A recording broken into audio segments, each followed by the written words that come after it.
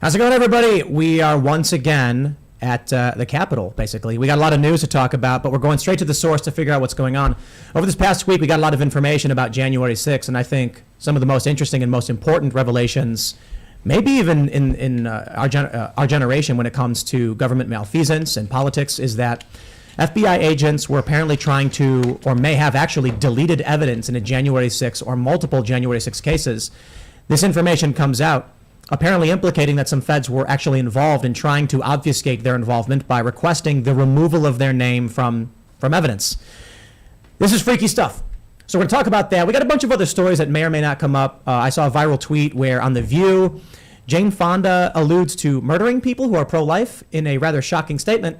And then immediately everyone starts laughing, saying, oh, it's a joke, it's a joke. And then she gives this look like, yeah, I don't know if they're joking, and that's kind of freaky. I don't want to be hyperbolic, but considering everything we've seen, it's been getting pretty crazy. So we're going to have an awesome show. We have a bunch of guests coming in. We're literally sitting in Matt Gaetz' office. Before we get started, however, head over to timcast.com, become a member to support our work, because that is the bulk of how we run this company. When you guys sign up to become members, you are basically making sure we can do these shows. We can set these shows up on the road. Very difficult task and expensive. But if you believe in us and we believe in you, then support our work at timcast.com. Smash that like button, subscribe to this channel, and share the show right now, because we're going to have some breaking news tonight. Joining us tonight first is Rep. Matt Gaetz. Welcome to Capitol Hill. We're in the Rayburn office building, and I'm loving Timcast on the road, because having to go out into the survival situation that is the trek to your usual headquarters is treacherous. But this is great, man. We've enjoyed having your team here in the office, and I got an opening take, because having come on your show a couple times now, like, there are the people who see me in the news. Sorry, I gotta pause you. We're a little low on volume, Serge. Yep, I'm trying to work on it right now. All right, well, let's just roll with it, because it is what it is. Sorry, continue. No problem. The benefits of a live show. There are people who see me in the news, and they'll come and say, oh, we saw you on Fox or saw you on CNN or whatever.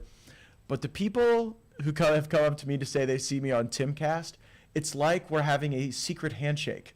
There is an intimacy to it. There's I know we have a connection because I was watching you on Timcast. So cool. Know that there's a community, there's a sense of community out there that goes beyond normal media that frankly you probably couldn't develop on traditional media these days. And I think one of the cutting edge advantages of a platform like this is that people, when they tune in, when they're a part of the discussion, when they feel like they're at the head of the table with us, then we've done something real. So I think we lost sound completely. Mike's peaking. Yeah, audio's gone. Totally gone.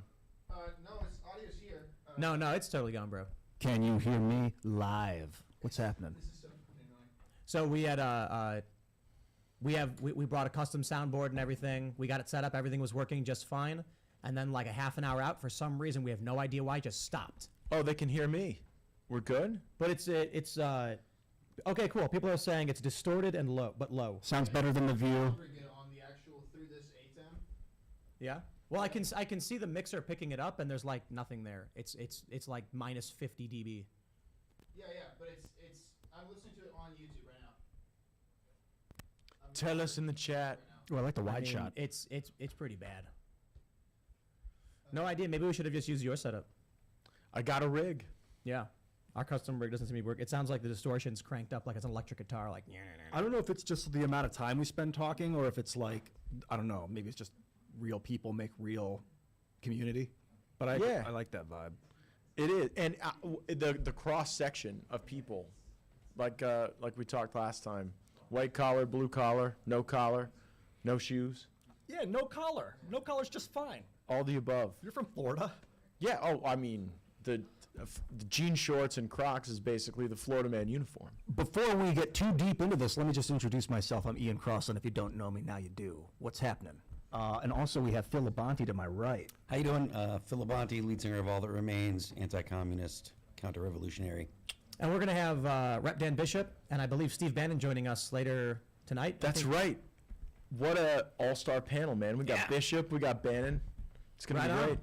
Well, let's talk about the first thing. There's a lot of news. I mean, the Silicon Valley Bank stuff is pretty crazy.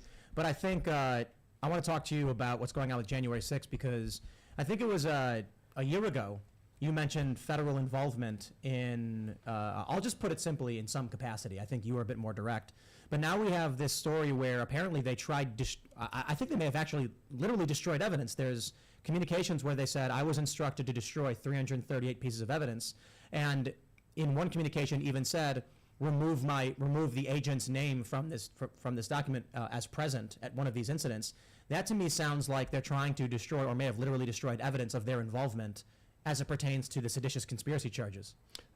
I've been involved in taking the transcribed interviews of several FBI whistleblowers from around the country, and a substantial amount of the testimony that they've given us deals with the treatment of people who were unfairly targeted as domestic extremists or somehow associated with January 6th, when in fact in a great number of these cases there was no predicate criminal act to even investigate, no evidence that people had committed crimes.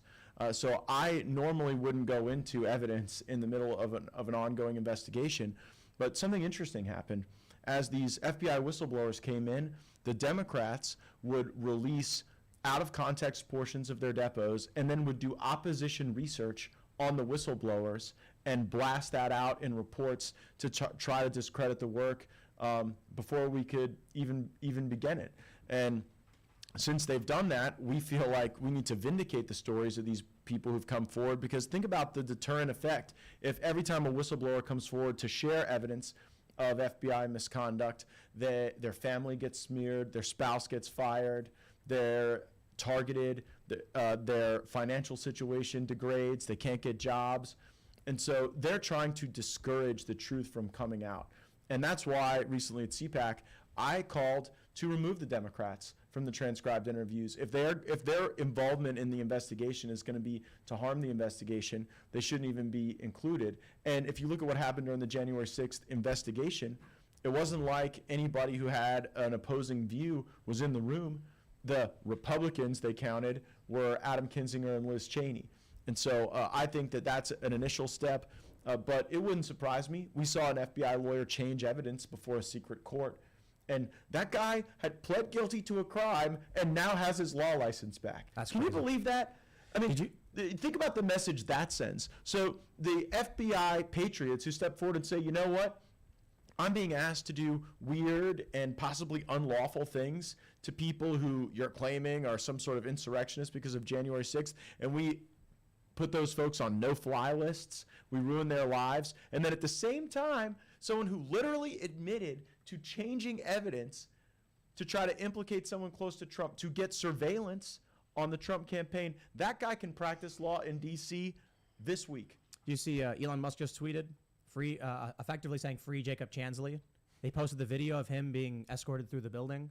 I'm wondering, what are your thoughts on that, the video release from Tucker Carlson? Well, I don't know everything that guy did, but what I saw there was a very confusing situation that really is indicative of like the fog of war, where people don't really know what's going on. The sense of a rules-based order kind of changes. I think there were a lot of people, and again, I don't know everything Chansley did. I don't know if there's gonna be a different feature to his involvement that day, but that conduct did not appear to be criminal or violent or worthy of the type of extended prison sentence. Even if it's a technical violation of federal criminal law, prosecuting that, putting someone in prison just for those portions that we saw on Tucker seemed itself not to be justifiable. Elon Musk tweeted a video of him standing outside with a bullhorn saying, "Everyone leave, go home." Trump says, "Go home." He doesn't want you here, and they're yelling at him, "No, we're coming."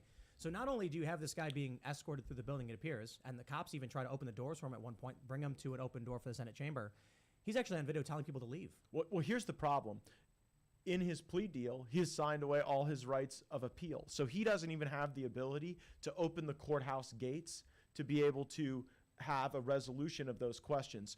Any honorable and reasonable prosecutor would make their own motion and would make it along with the defense if necessary to set aside that plea deal and to be able to evaluate the extent of criminal acuity. That is what a moral prosecutor would do. They would not be drug into court by the defense lawyer. They would actually go and make the motion themselves.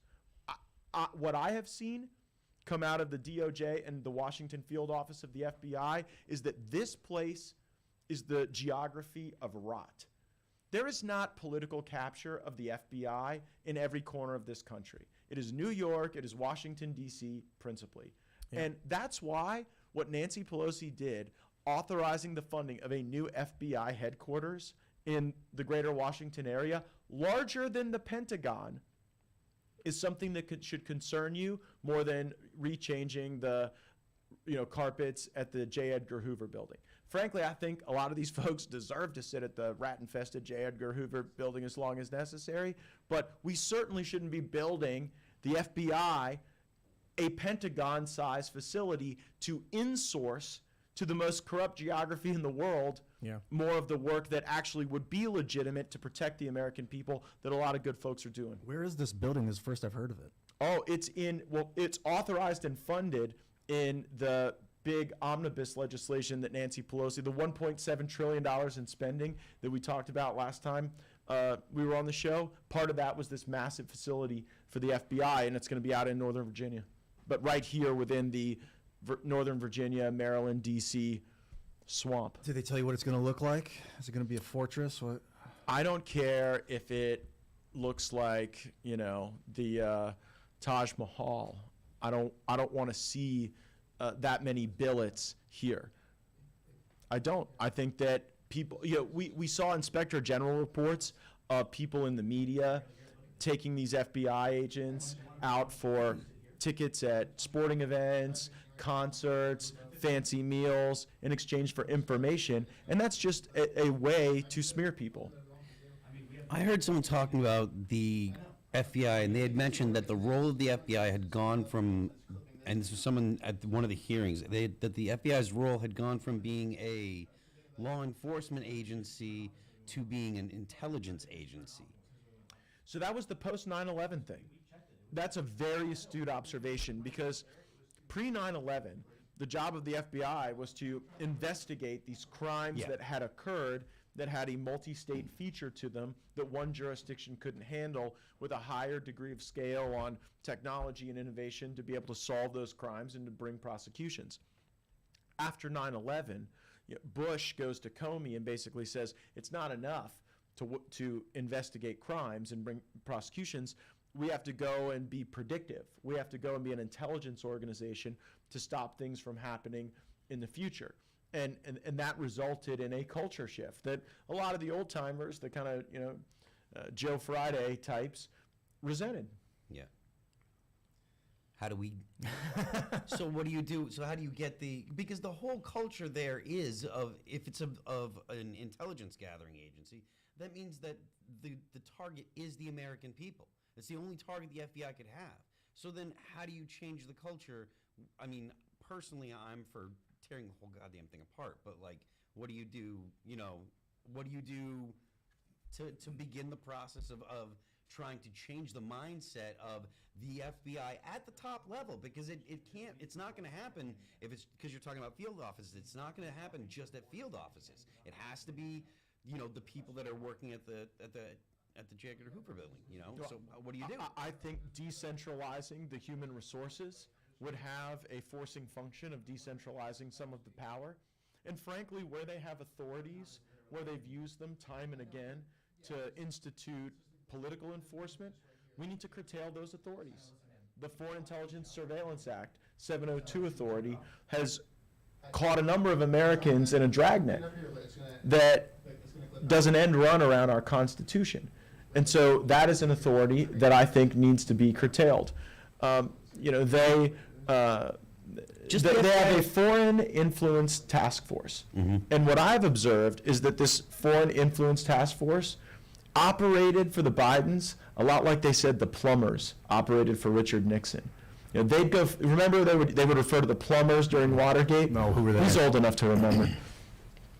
And when you've got folks whose job it is to go find the derogatory information about you and to extinguish it, and when those people are wearing FBI badges and can arrest people and coerce people, it's a concerning thing. Mm-hmm. And that is going to be central to a lot of the investigative work we do over these 2 years. Are those specific folks? Not all of them still work for the federal government, so they can be subject to congressional subpoena a little easier. Does it take the Republicans and the populist Republicans in particular controlling the Senate, the House, and the presidency to think that anything can get done?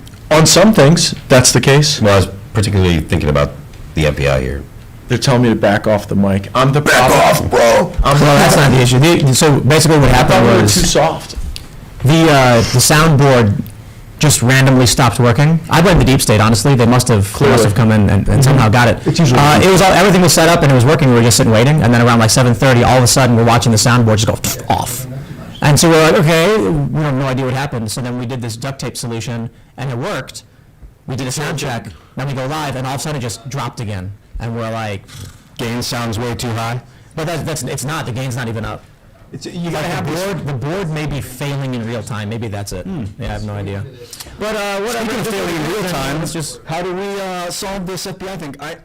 I'm not like the kind of guy that's like, cut the head off the thing, repeal the Federal Reserve Act, repeal Obama, repeal the Patriot Act. I would like those things to be repealed. I just feel like trying to slice it open is just going to kill everything. So like, how do you Why do you peacefully? I would reject that premise.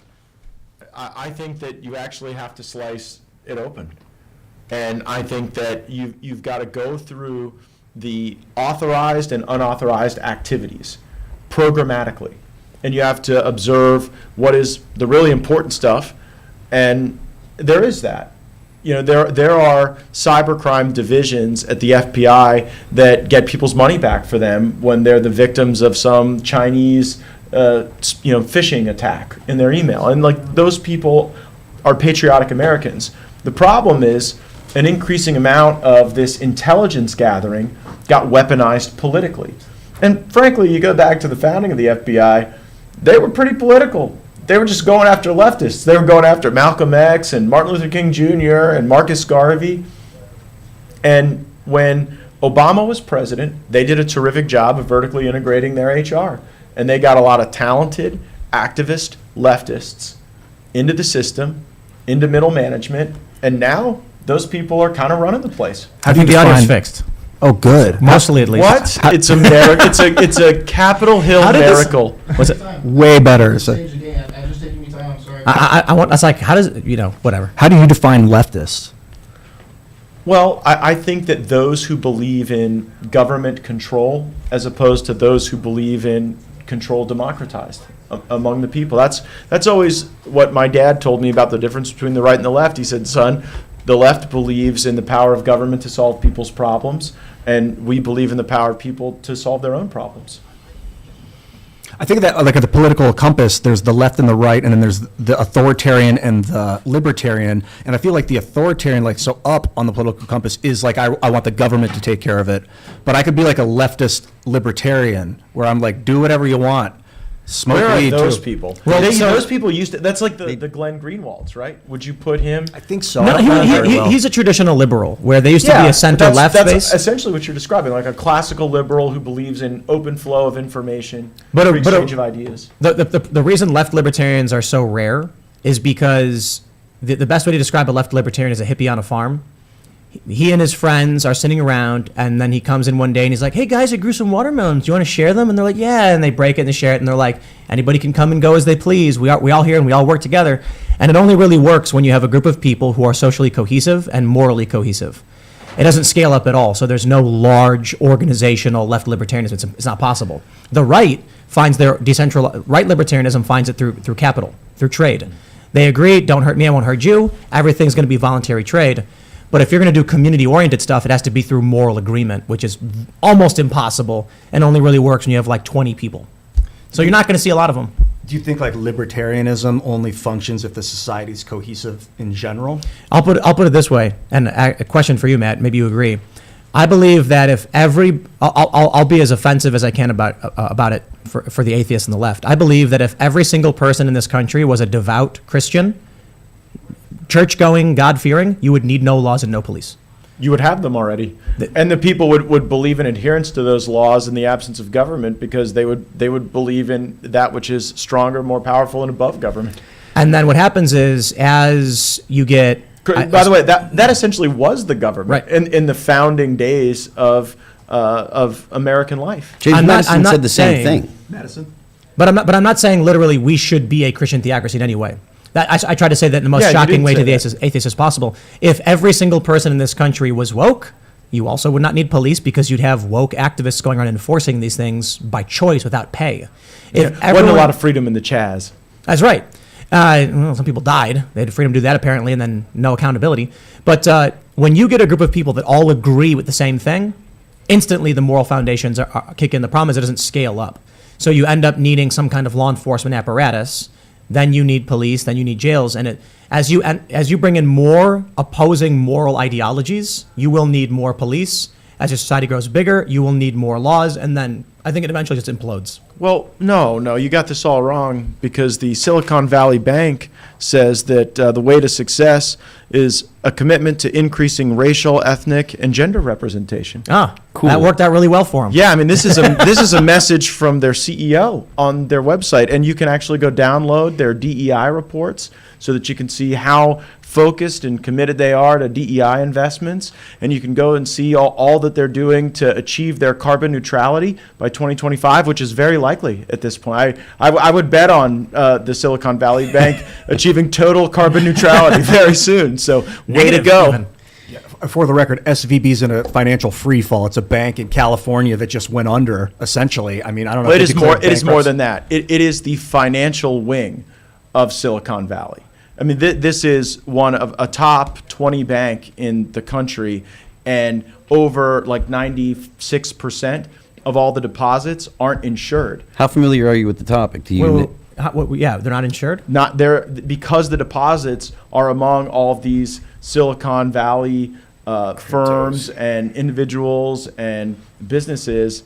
They are not insured at the They're not like FDIC they don't have deposits. the FDIC. Yeah, these Right. over 90% of the money in that bank isn't coming back. But it's not just that. FDIC only insures up to I think 250 per Individual. signatory. Yeah. And so if you're one person, this is the craziest thing. If you're in your business with one bank, you're in trouble, because if you've got 5 accounts, let's say one is your like general payroll expenses, one is equipment, and you separate them in a certain way, it's only 250. That's it. So if that bank goes under, your business no longer exists, and they're going to cut you out $250,000, depending on the size, obviously. But I'm saying if you're Silicon Valley and you got 15 to 50 million, all gone. This could wipe out the some. calls for the Silicon Valley Bank bailouts will be coming soon. Oh, already. Andrew Yang has called for the federal government to backstop Silicon Valley Bank to save the industry. Yang already. Yang already. Where would we Pretty be sure. if the CEO wasn't so focused on diversity, equity, inclusion, and ESG? Who's going to fund this if not the American taxpayer? Yeah. Let me Who step would look out out and, for a future? Well, and Ian, let what? you hang Ian with can pop out. Either And way, we you got to wanna have come both you in guys and- talk about January 6th, man. Yeah. I'll step out. You want to step out for a minute, and then I'll. No, tag you Ian, back no. in? You Tim, Tim's guys, being authoritarian. No, he wants No. to step out. all right. I'll be back. He'll be back.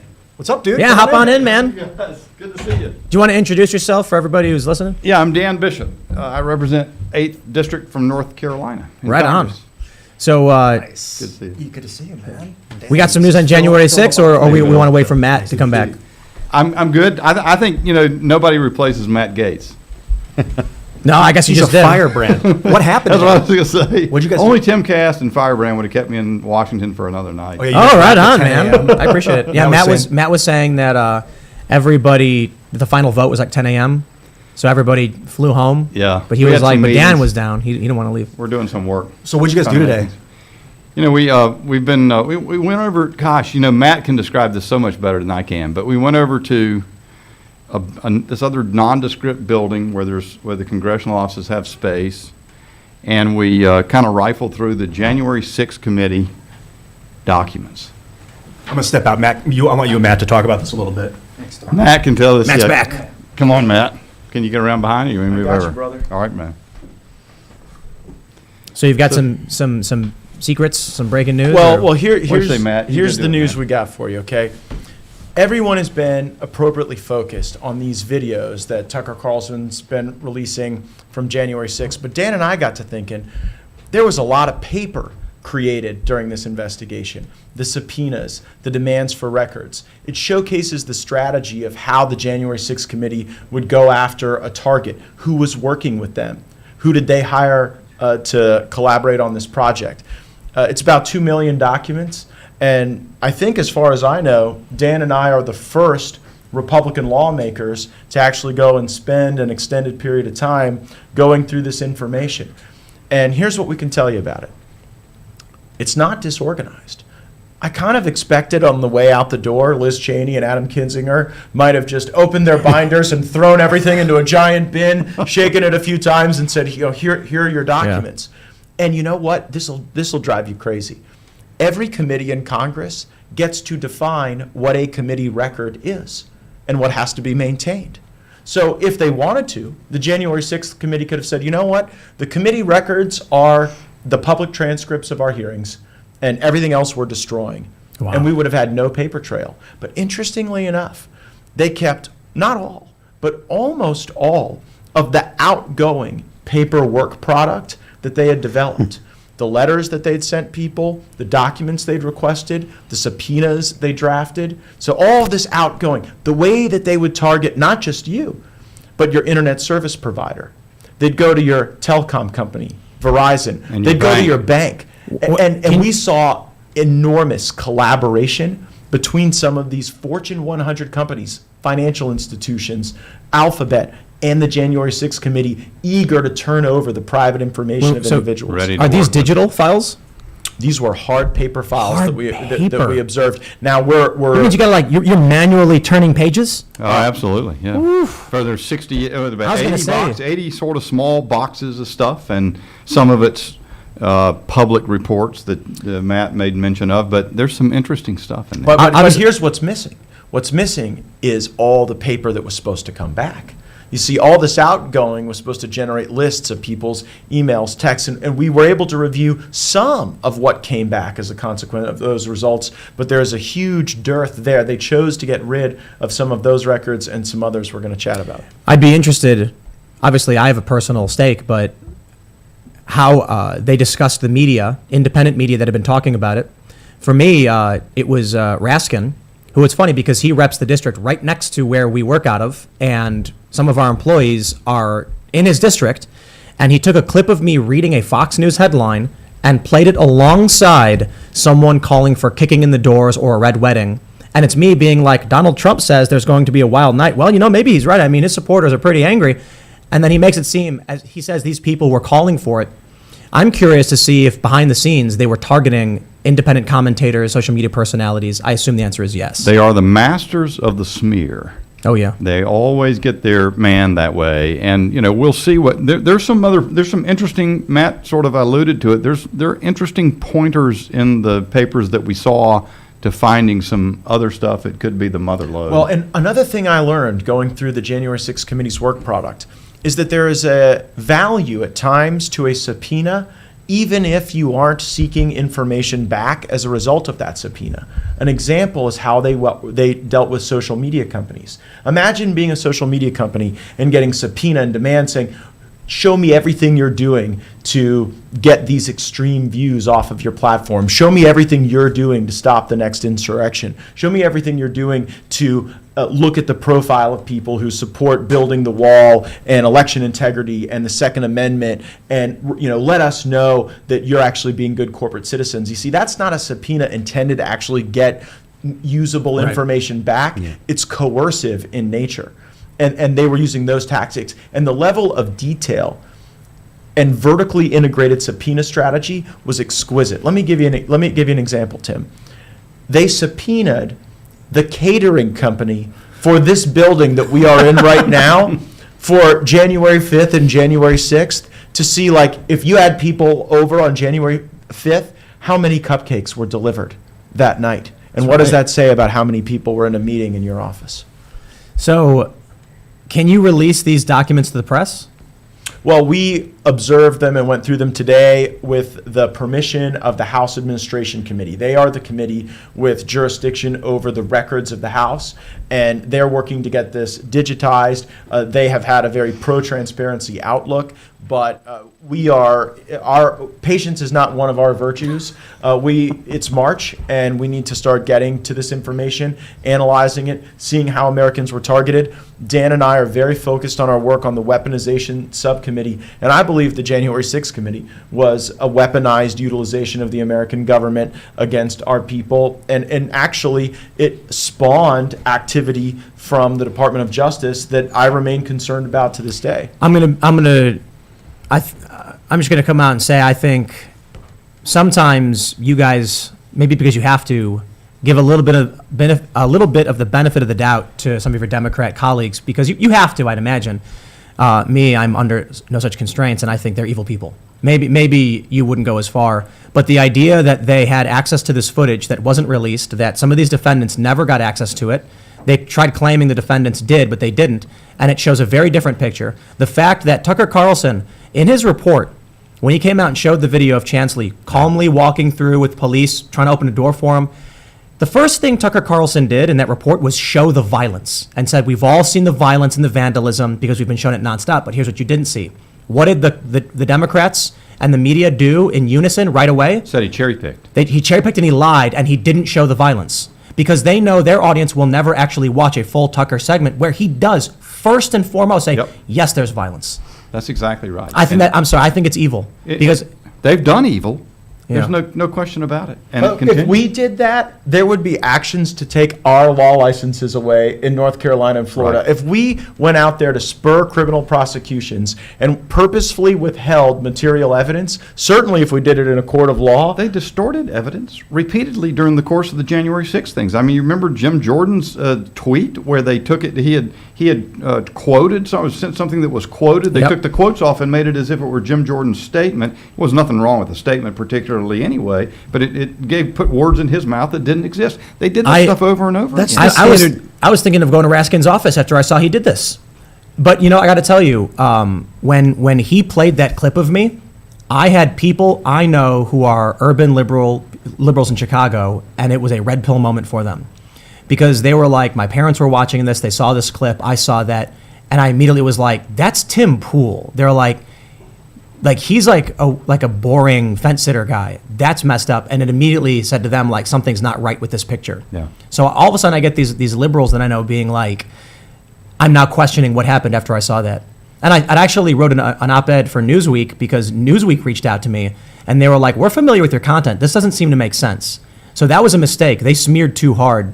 And look, Isn't I'm your personally shit that you get biased. accused of being a left-wing radical and a right-wing radical on like a weekly basis? Isn't that kind of your thing? So in the early days, I'm the milquetoast fence sitter. That's the gag. Because I'm like, well, and I put it like this. You're an extreme moderate. You're a moderate rebel. Maybe like all those moderate rebels in Syria we've been giving arms to. I'm just gonna say it. Reality has a right-wing bias these days. That's the old joke from Colbert. Reality has a left-wing bias. I guess that's what he said all those years ago. But the conversation that we're having right now isn't based on our views on policy. I'm not here discussing with you pro-life, pro-choice, tax policy, flat tax, progressive tax. We're talking about the facts of January 6th, information that was withheld. And that makes you right-wing. The funniest thing about this modern political landscape is I'm right-wing because I supported the narrative that conservatives were facing undue censorship on social media, which is it's so confirmed now that you have the attempt to smear Matt Taibbi as a so-called journalist, Right. who's this like long-standing liberal award-winning journalist for 30 years. They're calling Matt Taibbi a right winger now. You've seen people call him a right wing, journalist. They I've attacked seen him. it. The Democrats attacked him with gusto. Yeah. yesterday. Well, I mean, you guys that- played it in some of your clips. That was an embarrassment, to be honest with you. The fact that the Democrats were trying to get the journalists to give up their sources and trying multiple times over and over. And honestly, there's part of me that thinks that they didn't realize, as if they didn't possess the cognitive octane to actually understand that they were trying to get them to give up their sources. They didn't understand the context, and it couple was of 'em- painful. A couple of them lack the octane. Yeah. A couple do. Well, there's multiple layers to this, right? The initial layer is you're watching Democrats attack a longtime Rolling Stone journalist and a guy who's waving his hand saying, I voted for Biden. Yeah. You know, I am not part of Hillary Clinton's so-called vast right-wing conspiracy. And I think that's easy to absorb. But I think the additional layer to it is how comprehensive the censorship industrial complex is. That's what I really want people to take away from this, that this isn't like, you know, a few bad actors in one agency. This is enterprise-wide in government. The Department of Homeland Security, the Department of Defense, the Department of Justice, even the Post Office has a covert program to monitor the political views of people on social media. And so we got to get our head around that. And rather than patting ourselves on the back for holding hearings about it, we have to use this process to inform how we fund the government. And one of the things Dan and I fought really hard for during the speaker's race was to have individualized assessments of these agencies. And it sounds dorky and wonky, but I am tired of voting on some multi-thousand page bill that spends over $1 trillion that funds the government for the entire year, and you don't get to say, okay, at a programmatic level here in DOD, FBI, how do we excise that out? Exactly. There should be line vetoes. What's that? There should be line vetoes. Like there should be. Line item veto? Yeah, absolutely. I would enthusiastically support that under a president, Republican or Democrat. Yeah. Do you have that in North Carolina? No. When they're digitizing the January 6 files, is there a capability or is there a security risk? Like, can this be released to the public? Maybe the answer is more of like a Twitter file style approach where some journalists can come in, go through it with you guys, and then redact for security issues, things that might put people in harm's way, but get this information out to the American people. So as to the, go ahead. I favor more disclosure across the board. I think that's one of our biggest problems. You talked about evil, and you talked about Democrats' evil. We're talking about a bigger evil, and this is spread across all these government departments working together with academics, pseudo-academics, and so forth that Matt was talking about. But yeah, I think they thrive in secrecy. And that as a general proposition. Can these things all be released? There's some things we saw in there I'm not sure could, a few items, but most of it should be. Why not let you see? You ought to see what this committee of Congress decided they could go do, pick a target, maybe you ought to take their name off, but show the bank that, as Matt was saying earlier today, they picked a target and then they went and figured out all their finances. They went and figured out all their means of communication. They figured out all their means of movement. It is otherworldly, and you can't believe that kind of thing goes on in the United States. The way to stop it is for people to know that it happens. And I should clarify too, I suppose. There were Republicans on that panel. I mean, not the Republicans anyone actually wanted to be on that panel, yeah. But you had Kinzinger and Cheney who, exactly in name, and as far as anyone was concerned, they were effectively Democrats. But that really says a lot about... One thing I noticed was that the Republicans had extraordinary influence over the committee. We got into some of the January 6th committee's staff files. And one thing I took particular note of is that Adam Kinzinger was able to place a hand-picked CIA lawyer into the general counsel's office of the House of Representatives to gaslight or light all these subpoenas, to torch Americans, to smear them, and they were assembling people not from the traditional group that you would think for congressional staff, but they were finding sharp-toothed lawyers in the Department of Justice, the FBI, the CIA, high-end state attorneys' offices. They were finding people all over the country. They were bringing high-end left-wing talent in to operationalize that force. All right, let's. I'm gonna ask you guys the hard question, I suppose. Where's the committee on far left extremism, Antifa? We talk about January 6th and the unjust actions that were taken for a lot of these people. Look, some of these people I think were violent, should be criminally charged. Like I said, Tucker shows the violent footage. But just in this past week, in the past few months, we had a group of 150 far left extremists break into a government compound, a facility in Georgia, firebomb buildings and equipment. So, some of these people were not from this country. One of them was a lawyer for the Southern Poverty Law Center. The Southern Poverty Law Center admitted it and said that he's a legal observer. And then the spokesperson tweets out a hashtag in support of the terrorists. These people have been charged with domestic terrorism. How is it that the entire cycle, the news cycle, I understand the media is going to ignore it, but where are we in terms of putting together the Select Committee on Far Left Extremism. How about we have the May 29th Insurrection Panel, the Select Committee on the May 29 on 529, and we can talk about the far left extremists who tore down the barricades of the White House, firebombed a guard post, set fire to St. John's Church, injuring, I think, around 70 to 100 police officers, forcing the president into a bunker. How about we bring cops in to testify on that, cops who were injured, we bring in witnesses and journalists, and we put all of that on the record. So I'm here for it. Understand, though, remember that in a lot of ways the two parties do the same thing in Washington. And so the only reason we have a select committee on the weaponization of government is because when Matt and I said, we're going to negotiate over who gets to be the speaker. We're not just going to cast votes just because 180 of the members, Republican members, say we're going to do it. That was great, by the way. Well, I mean, you know, the first couple of days it wasn't so great.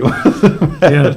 But, I mean, for us. But I thought it was important to do. So did Matt. We stuck to our guns. That's really the first time people have, there have been a lot of coup efforts, I guess you'd call them, if you want to call it that. I wouldn't That's a use bad- that word That's a personally. bad term. That's what they called it. That's a friend of ours in Congress called it multiple coup efforts against the, you know. They call us the Taliban 20. Yeah. That is the coolest nickname Yeah. I've ever been a part Crenshaw of. said we were legislative terrorists, but that was it was we stuck to our guns, and a very material part of the agreement that in fact I negotiated the authority for that subcommittee myself, and so these aren't easy to get in the sense that a lot of people want to ignore stuff and Yeah. don't want The to. question will be, to what extent were U.S. taxpayer dollars used to try to fuel some of those groups through NGOs, through a lot of this diversity, equity, and inclusion funding that we do? I think we got our next guest here, man. Oh, all right. Want me to Is bounce he early? first, Steve? We'll rotate down and Everybody rotates down. let the honey badger join us. So I think the mics, I see people saying pull the mic back. I push the mic way back because it looks like they're very sensitive. on top of them or something. I guess they're picking up too well now. Okay. Of course. Right. It was like really quiet. We're like trying to get close, and then we're like, pull away. Gotcha. Sorry. But is it Joel, is Steve coming in? You got to Steve get Bannon? the Timcast vibe. You got to get accustomed to the to the what? to the vibe. Oh, the vibe. Yeah. It is Man. a vibe. I blame the deep state for the audio problems. It happened last time. No, the last time we had the audio problems. What up, Look at this. Steve Bannon? The honey badger in the Capitol. It doesn't get any better. I never met the man myself. Hey, Dan Jonathan, Bishop. How you doing? Honor. Good to meet you, Steve. So we'll let Bannon get seated. We're talking about Dan and my trip to go through all of the January 6th committee documents. Adam Kinzinger was able to get. They sent their two right guys. Well, right? You we guys believe wanna drill today down, was the yeah. first time that any lawmaker, You don't any gotta lean in so Republican much. I think the lawmakers. mics are really They said sensitive I right was now on for top some of the reason. mic too much. Are and I you, just are moved you going to over. host and direct too? Direct the whole thing? Yeah, whole thing? Absolutely. So here's what we were talking about, and I'm curious in your thoughts, Mr. Bannon. Some kind of Antifa committee, or at least a component of exploring the far left extremism we're actively seeing right now. I think we get two things out of it. One, accountability for what we saw in Georgia, what we saw in Portland, what we saw with Chaz, and all that stuff. It's accountability. We could stop what's actively going on if we shine a light on it. We can get accountability for the past actions, and then I think it might wake up a lot of Americans to the degree of violent extremism coming from the left that's not being portrayed in media.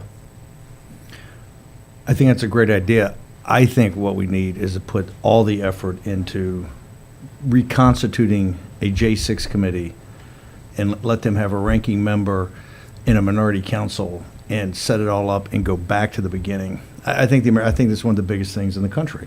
And I think you need top people like we have here on this committee. And all the information's got to come out on the intelligence services, on the FBI, everything, what we knew, what we didn't know, all of it. I mean, Tucker did a thing, and don't get me wrong, the Antifas needed too, but I only think we got so much bandwidth to do I things, see. and this has to be answered. Yeah. It can't continue on like it is. You can't continue to rely on guys like Tucker doing a heroic job with the 44,000. We need a formal investigation, a select committee if you have to, of major players in the Democratic Party and the Republican Party not like the show trial she had, but actually have a ranking member do it. So like wait, Serge you've did. said that a few times, Yeah. and it is a decision point we are at right now because Democrats have used their presence in these transcribed interviews to obstruct the investigation, Yes. to try to deter whistleblowers, Yes. to smear patriotic Americans who joined the premier law enforcement agency in the world because they love our country as we all should. And I don't think they should get to participate anymore in those transcribed interviews if they are using that courtesy to try to do harm to the investigation. And you're saying bring them in, do to them better than they did us. I just think, look, I think in that regard, they play Smash Mouth. I think we have to start playing Smash Mouth, right? But I think you have to, if you don't constitute it where they get the information and are able to cross-examine witnesses, we're going to have the exact same show trial we had the first time. Steve, These are such Oh. deep issues that the American people have to get to but we have to get to the bottom of this. This is like Watergate. This is like Iran-Contra. This is like the 9/11 Commission. You know, they always say it's like Pearl Harbor had 7 different commissions, 4 of them in the Capitol, right? And they still never quite got to the thing, but they kept going over and over because the American people deserve answers. The American people deserve answers. Even if you guys, and I think there's enough tough guys like yourself that can get in there and make sure they're not leaking depositions, they're not playing games with the press, all of that. It's going to be tough, but I think it's got to happen. One thing I found interesting when we went through the files today, they are incredibly well organized. And as it relates to outgoing documents, they are almost completely complete.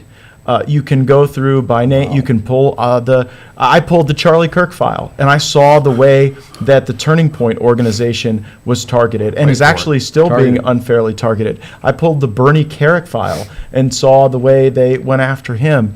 I pulled the Mark Short file, and I saw how eager he was to cooperate, and how even with friendly witnesses, they played this game with the subpoena nonetheless.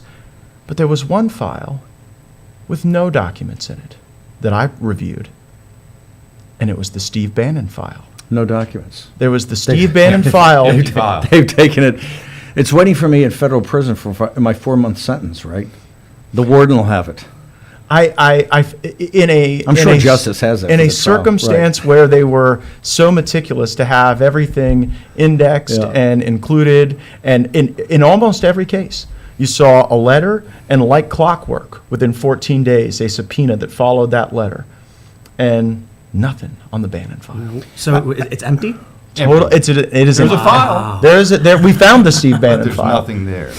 Man. Well, I not to get in my trials and appeal, but I think if you did, it's not that what I would want to do to J6, but there's no doubt that to me the general counsel for the committee perjured herself multiple times in my trial. To have a general counsel say, "Oh, I didn't know that was happening. I didn't know." It's just it beggars belief. It's incredible. Well, Can you and subpoena also this person? we are looking at the members and records, and I want to know how far they crossed the line when we exercise our subpoena power, because what I observed was that almost every week the committee was sending out to Sprint, Verizon, T-Mobile, to Google Voice. Banks all over the Some say, country. hey, all of these phone numbers, I want all of their records. Yes. All of these bank accounts, all of Yes. these Amex cards, all of the PayPal accounts people had, wanting all of the records. It was such a wide dragnet, and I wonder whether or not some of these phone numbers are going to match up to members of Congress. Yes. I wonder if they're going to match our staffs. It was interesting to see that the subpoenas depicted, there must have been some very good conversation going on between big tech companies, big telecom companies and the committee, because the committee would send out a subpoena to the banks, and it would say, it would ask for these internal file numbers of the bank, and they give like 30 file numbers. Oh, they'd already had, yeah, Which they had exactly. obviously already They'd furnished, given, right. but they nonetheless then subpoenaed it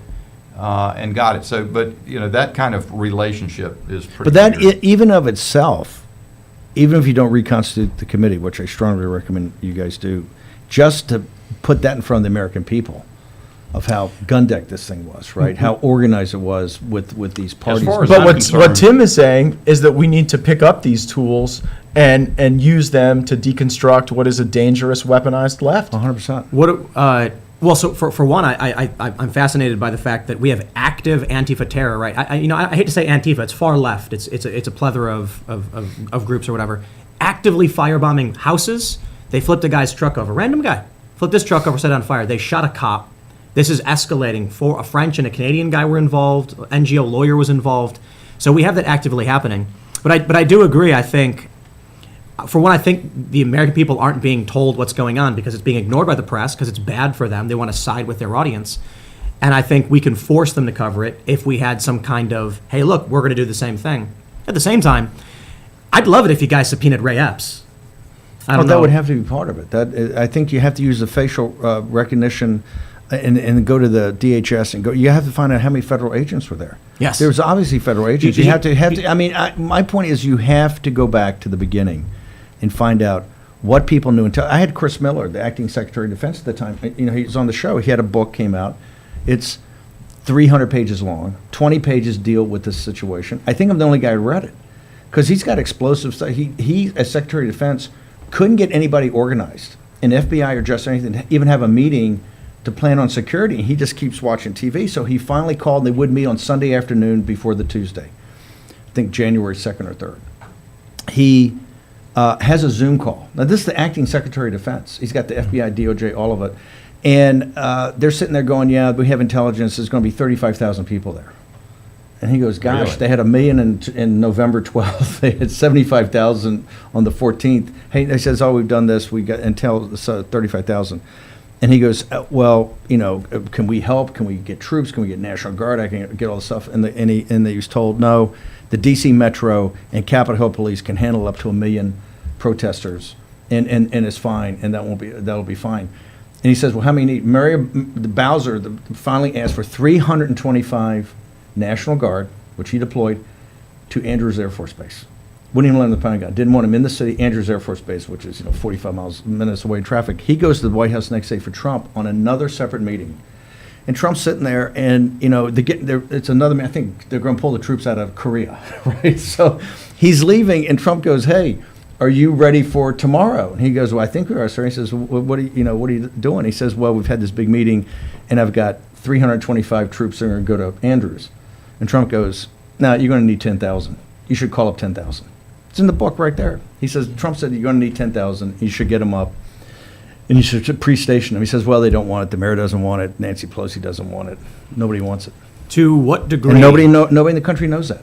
That's why the committee, you go back to the beginning. The committee didn't put it in the report, but they had their chief investigator goes to NBC after the thing's closed up and puts the information out about it that the government, that the agencies did know all that was going to happen, and that they didn't. So I want to ask you, Steve, to what degree do you believe that this was either let to happen by the federal government or actually incited by the federal government themselves? Well, the war room, Agents of, I should the say. war room, as you know, is right in back of the Supreme Court. We're like a block away. And I found it stunning on that day. I never left the war room, did the morning show, got ready the afternoon show, but guys told me they had basically deployed the Capitol Hill Police in the bike racks. There was nothing there. And I just found that to be stunning, given the fact that people knew it was going to be a big march, et cetera. So I don't know. It's all speculation. What I'd like to get, Well, here's what I'd worries like me. to get is the facts in front of, and let the Democrats cross-examine guys. Let them see the stuff. I'm sure they're going to leak some stuff. But even if you got some of the original J6 people back up there, and cross-examine like the Hutchison, cross-examine these people under penalty of perjury, you might get some very different stories. And I think that's necessary because I think Trump was smeared, soup to nuts in this thing. Yeah, I think that there's a criminal acuity that may have been increased by some of these FBI assets. And here's the incentive structure that creates that. We were talking earlier in the program about how the FBI changed in culture to an intelligence collection organization. And so what they would do is they would seed assets into a lot of these groups that they thought were dangerous, the 3%ers, the Proud Boys, the Oath Keepers.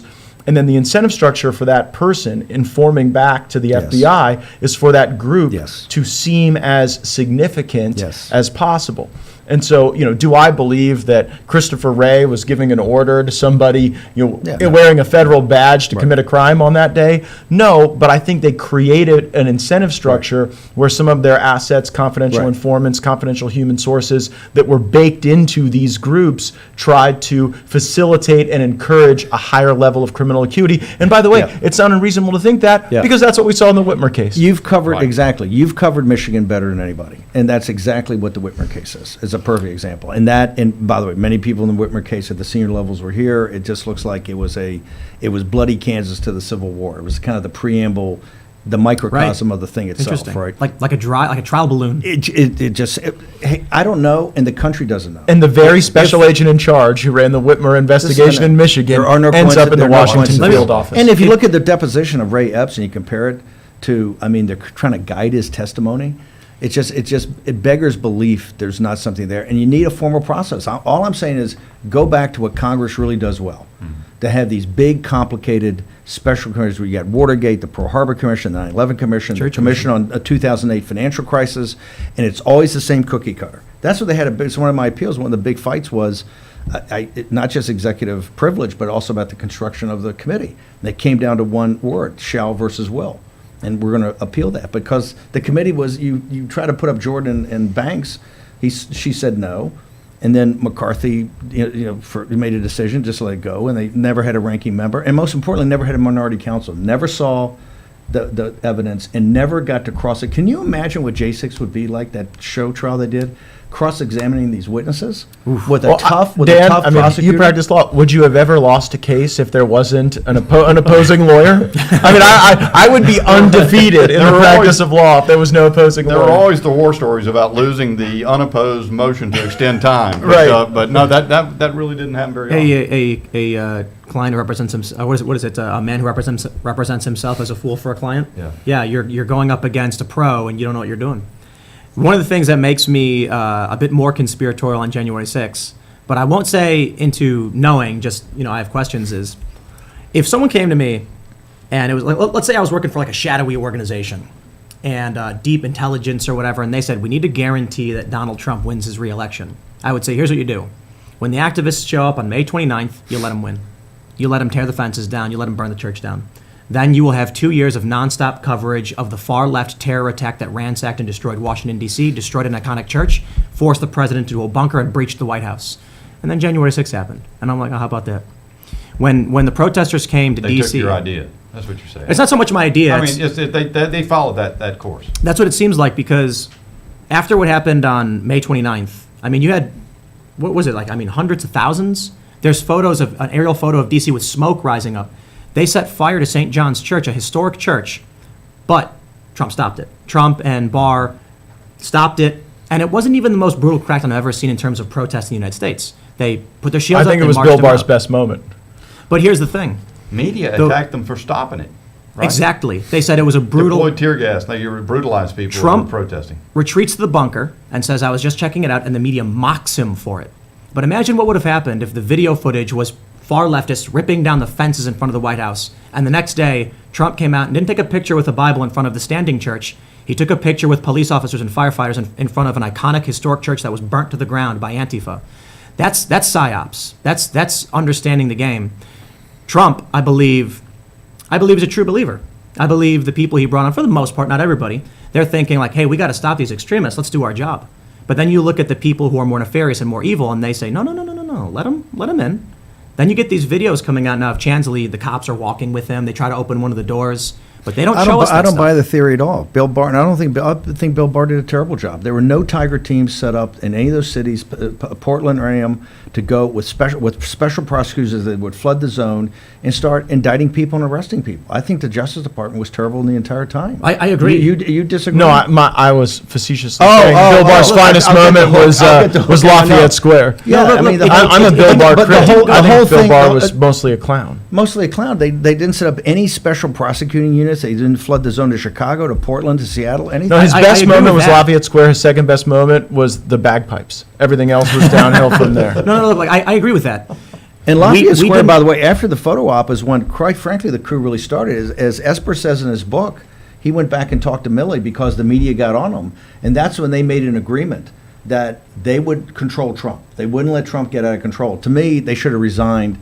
With their honor, they should have gone and resigned. To me, that is a absolute coup when they made decisions and made decisions later on about who they were going to talk to in other militaries, et cetera. So It didn't go either direction, I suppose I should say. The 529 insurrection, as I like to call it, was shut down, and there was some damage, and they got mocked for it. But when it came to Chaz and the attempts at these autonomous zones, there was nothing. So, I mean, you have an opportunity to either show the people you're shutting down, and we call it the Summer of Love, because the riots were the worst we've seen in 50 years. Who was the Michael Tracy did reporting? I believe it's Michael Tracy is his name. He did the reporting. I don't think you can get there. I don't think the country actually wants to revisit that. I'll be blunt. I think that you have to, if you want to get there, I think it needs to be done. We need to go back to that summer and all those riots and get to the bottom of, particularly in the city, but other cities. We're not there. I think you've got to start. Listen, Kamala Harris, they just said the other day, walked up and they compared it to Pearl Harbor in 9/11. They say Pearl Harbor, 9/11, and this. If it's at that level, it should have a formal investigation done the way that Congress has done them for over 200 years. And then once that's done, I think the American people, because look, 4 million people watched Tucker the other night, and they're in shock. And we only got one night of footage in the QAnon shaman and some things like that. What happens if you guys had several, 8 weeks to prepare, teams on it, and gave the Democrats so they could cross-examine? It would be galvanizing TV, first off. It would be the number one show in the country. I don't know why we don't have a vehicle to do that now. I don't know why that couldn't be done under the select subcommittee on weaponization. Isn't that weaponization of government? I think, or it's oversight or whatever. You guys pick it, but to me, I don't know why it's not happening. The J6 thing is going to be a festering sore there for the country. And then I think in the process of doing it, they're going to go, wow, what about these other things? What about the Well, it is a balance, Steve, because I think one of the mistakes Democrats made in our hearing this past week was exclusively focusing on the past. So Dan Goldman wanted to relitigate the Russia hoax. They wanted to relitigate the Ukraine impeachment. And we're talking about the type of society with a free exchange of ideas that we want to be able to preserve for the next generation. And I think it's a more, we have to balance the need for justice and preservation of civil liberties with a vision. But I think the vision going forward, Congressman, is the following.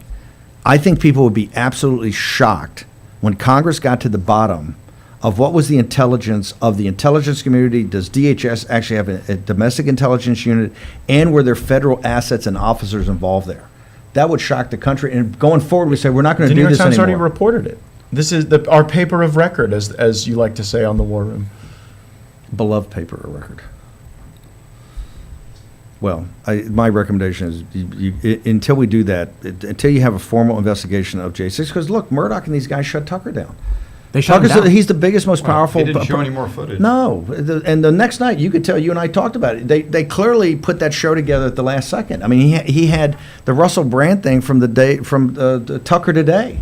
They had plug and play. Really? He's got a lot more footage. No more footage appeared. A lot more footage. And then they ran Russell Brand, which was a pre-recorded. Pre-recorded from the day of an interview they did on a streaming show, on Fox Nation. A brave front, but there was no more footage. No, there's no more original footage since the first night. They've had the mother of the QAnon shaman and the lawyers on that didn't get it, but Steve, doesn't this footage have to be released to the country? I would think. And crowdsource it. I think you have to. I think the notion of meaningful security risks is absurd. These are Well, I mean, people walk around the Capitol every day. People are taking pictures of this building on a moment-by-moment basis. So I think that's a red herring.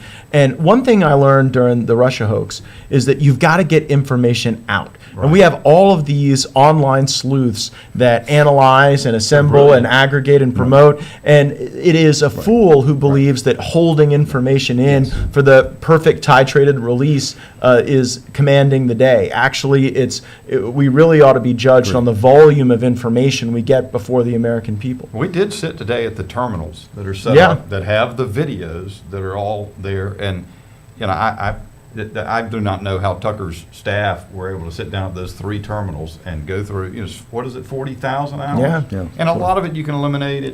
But you get a map. You can see where all the cameras are. You can drag. Are the you camera the over first and then two look. people of elected office actually to go through the files? We are, to my understanding, we are the first 2 Republican lawmakers that have had access to the full suite of files of the January 6th committee. Yeah, that certainly is true. Can we get the footage to a different news organization if Tucker can't do it.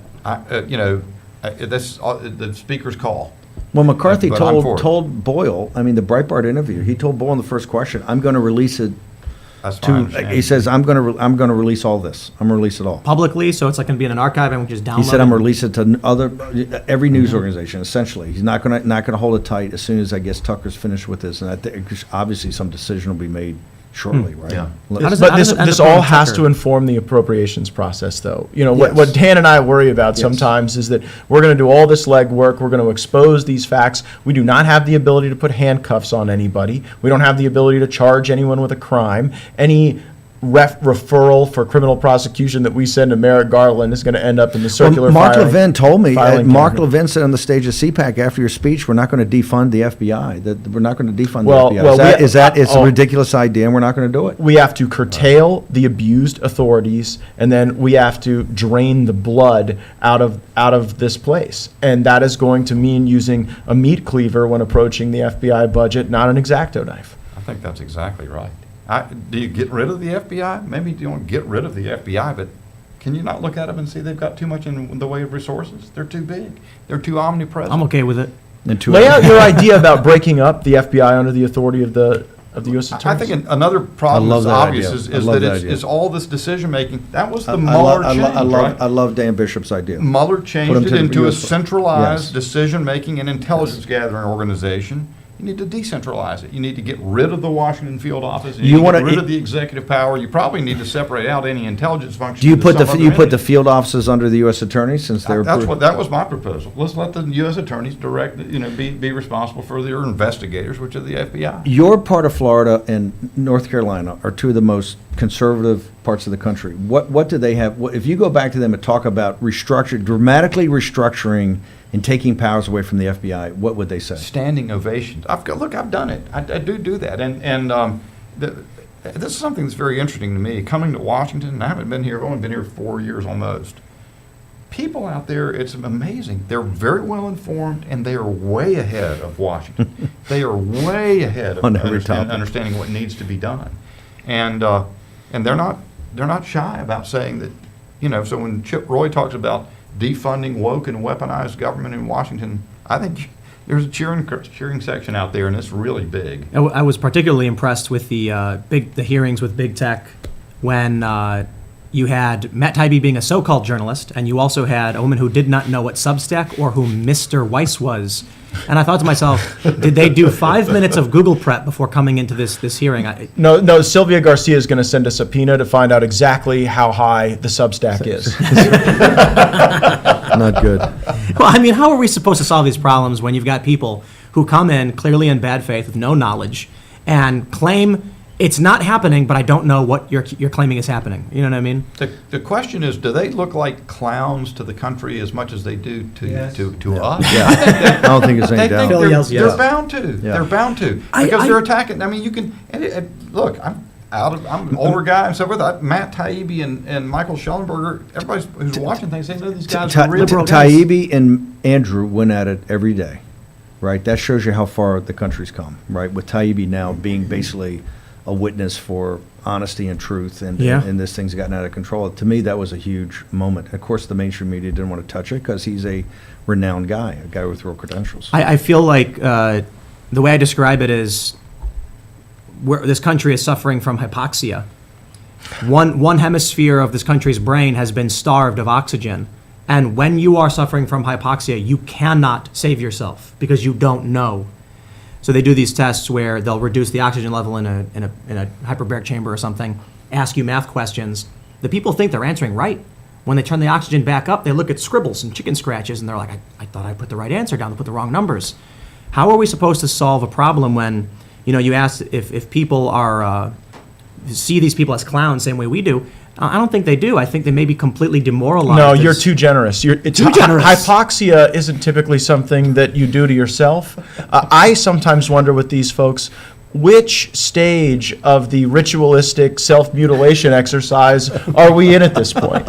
And especially, on the War Room, we talk a lot about China. And as I assess these Chinese capabilities that we allow into our country, like the balloon mania, I never really got, because we got what, 1 in every 4 Americans with TikTok on their phone. We've got Chinese surveillance equipment at almost every U.S. port where they are able to get signals intelligence on the entire supply chain of the United States. We have rural America being connected by Chinese technology. We have U.S. police stations flying Chinese drones, and we're going to get worked up over like 1950s technology But in this everybody balloon. could see it. Right, everyone could see it. So it was a psyop. I came on the War Room the day after and said I thought that was a total psyop. But a serious country would not do these things. A serious country would not allow what's happening on the border to happen. And one of the things that's frustrated Dan and I is that, like, we've got some of these Republicans who will not vote for the legislation necessary to jam the Biden into a border strategy. Right. And we have got to have a vote on Chip Roy's legislation to detain or turn away at the border. And let the chips fall where they may. But we are hearing now that there are folks who say, oh, well, if it won't pass, we can't bring it to the floor because that would show weakness. No, you know what? It would show strength, the strength of our ideas. Yes. They say their concern is that it'll expose the people who vote against that to losing their seats. Why shouldn't we expose them to it? Have other people replace them. Look, Yes, I agree. you guys in 4 days did more for this country than's been done on Capitol Hill in 40 years. Bullshit, Right? Steve. That I will not take that praise, because all we did I'm still gonna was give it. develop a toolbox. And But that's more there's that's more that's yeah, been but there's done. been all By the this way, adulation. Not just that, given. you galvanized everybody. Everybody was watching. It's a number one TV show. It galvanized the country, and people realized, because you were so opposed by Fox and everybody at first that you're not bringing the country together. You have to have unity, everything like that, and you showed exactly what the problems are, and that you needed. But it's a not an toolbox. end unto itself. It's not. It's the not. summit But has it's- not been achieved. No. But no, I didn't say that. You didn't? My point is that you guys always have that weapon of how to take the Magnificent Six or the Mighty 20 and do it and do it again. You're going to, like you said, the country is far ahead of where the city is in this capital. You guys the people have your back. You just have to be more aggressive on how you do it. You can't. There's no amount of aggressive action you can take in Congress right now that will not be rewarded by people saying, "I like these guys. I like what they said." Like your thing on Syria.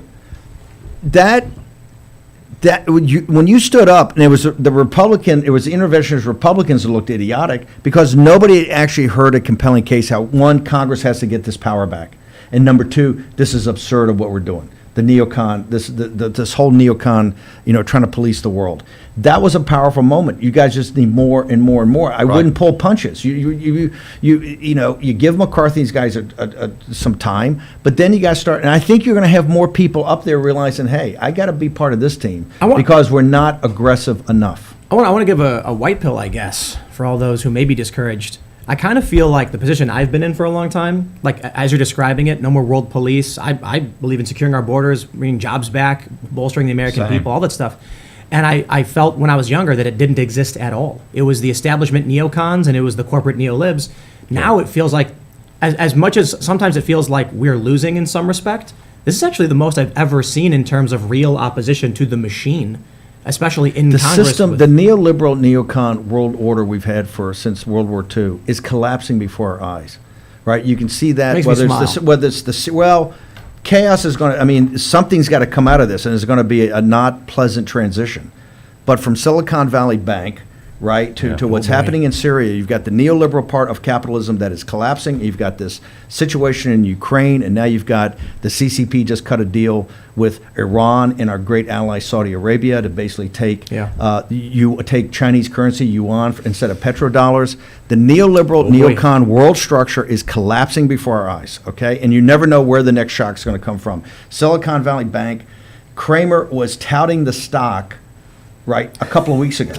Right? He's touting the stock as go long as a buy a couple of weeks ago. No, too good. And by the way, the company's out trying to raise a couple of $1 billion like a week ago. short, quick. And this thing, you don't know where the contagion is going to be. It caught everybody by surprise. The California regulators had to. I said today on the show at 10 o'clock, I said, this bank will not exist by the close of business. Now, what shocked me was that the California regulators stepped in before the Fed, because Yellen, these guys don't want, there's such a bad narrative for them about what's happening to the bonds, the government securities, all of it. Such a terrible narrative that in this thing, remember, you're going to have 1,000 great startups that are not going to make payroll next week, and they're going to come right here to It's $169 billion in deposits are uninsured.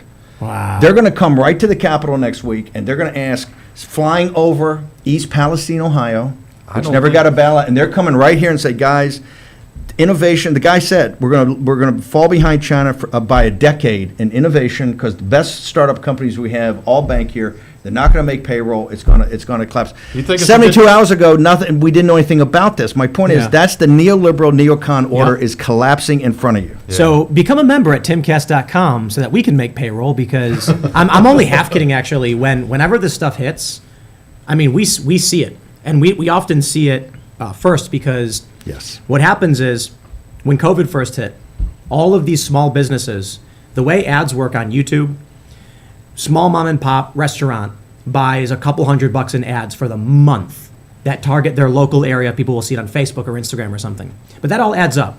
Our video plays in that area, it hits those I ads. wouldn't know, Tim. I've been banned on YouTube That's right. on every platform. But we. How about you, Matt? We Banned? Still on YouTube. Now, by the way, I got strikes on YouTube only when I would post my interviews on War Room. All of my strikes are War Room strikes. Well, I want to say right now, we are seeing ad rates dropping a lot. Really? Yes, we're, big time. We're seeing these layoffs in Yeah. Silicon Valley. Yeah. Before SVB, Yeah. this news came out, all the tech layoffs. Yeah. I'm looking at our ad rates, so I'm just Yeah. like, be a member because membership is a Yeah. shield for us. And then with ads dropping the way they are this time of year, it feels like it's going to be a summer of very, very dark financial days. Now we're seeing this. Look, I don't want to say something that could precipitate it by encouraging people to panic or anything like that. I'm just saying, I agree with you that the world is, the neocon system is breaking apart. That means the night is always darkest before the dawn. I tell people to get some chickens and get some emergency food and learn how to take care of I tell themselves. the people first thing is when a guy look, this is madness. The economic system we have today is madness. When Biden sits there, as when you look at the depression of working class people in this country, and they come up this week, everything we've been talking about, and they come up with a $6.8 trillion budget. Not one cut to one program. In fact, the rate of increase, I think, is almost 6%. A 5.2% pay increase for federal employees. And across the board, they have at their own calculation what $1.5 trillion deficits as far as the aggregate go. The $3 trillion taxes, which my recommendation is the House should meet tomorrow and Saturday. The Republicans, they should pass every tax increase they've got, all of them. Send it to the Schumer and the Democrats and dare them to pass it. You're going to see what phonies they are, because it's all their donors. All the big hedge fund guys are their donors. All the billionaires are their donors. Those billionaires hate MAGA. Right? Yeah. And by the way, Schumer had the guts to do it, which you wouldn't do it.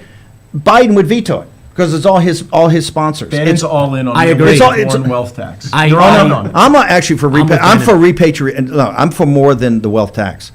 When you have one, For the wealth tax? I'm more than that. No, I want the He's for I want the repatriation. Look, when you have 1% of the people, citizens, own more assets than the bottom 90, that system can't sustain itself. Agreed. If the revolutionary generation came back, they would spit on the floor. They fought a revolution to get away from a landed aristocracy and the mercantilist system of the monopolies of the British East India Company and others like it. That's why John Adams and Sam Adams and Hancock were smugglers. The rest were smart lawyers. They said, we want our own deal. We're not going to do that. If they came back and said, you guys allowed this to devolve into an oligarchy, are you kidding me? We're 1% of the people. This is exactly what they fought the revolution for. I But there feel was like a belief I'm a- in the elites, even among the revolutionaries. Yes. But there was a sense of duty Yes. that was expected of Exactly. the elites, and that's what we lack today. And I don't know how you reignite that sense of patriotism. I feel like I'm I back think at I think the Wall way Street. I think the way you do it is what you guys did in the first week of January. Except This- continuing. And continue, but even that, Gotta continue. when you had everybody in conservative media against you, when you had Fox News against you, we had, it's unity and you guys are terrible guys. And I got to tell you, we came that close on that Friday night at 10 o'clock to total victory, right? It was hung in the balance. So I think people get patriotic when they see that, when they see action. They love their country. Go out in the hinterland. in your constituents, they're so far ahead of where we are. And it's not stupid. They understand the details. They understand what's going on because of shows like Tim Pool and so many other podcasts out there that get the information out to people, and they're hungry for information. They will immerse themselves. If you put up different links to go to, they will I give homework assignments over the weekend. People will read it and come back and will be informed, will be asking questions in the chat rooms, etc. So people want the patriotism, the DNA of our revolution is still with us. Right? It's still with us. Remember, there's only a third of the guys in the revolution on our side, right? There's a third Tories, a third of ourselves, and a third in the middle, like there always is, to say, "Hey, I'm gonna see how this thing plays out." That's the resilience of the country. The resilience, is exactly. That they can take institutions over, but they can't really change that. People can step forward and do it, fix something when they're ready to do it. It sounds like Occupy Wall Street. And I think the reason critical race Occupy theory... Wall Street had a lot of positive stuff with it before it went off the tracks. Listen, you can't have a system. Just evolved into a bunch of homeless people fighting each other in tents. It turned into like a hobo jungle. Yes. What were the good parts on that? No, the good parts is you can't have this concentration. Listen, remember, Obama ran as an anti-war populist to defeat Hillary Clinton.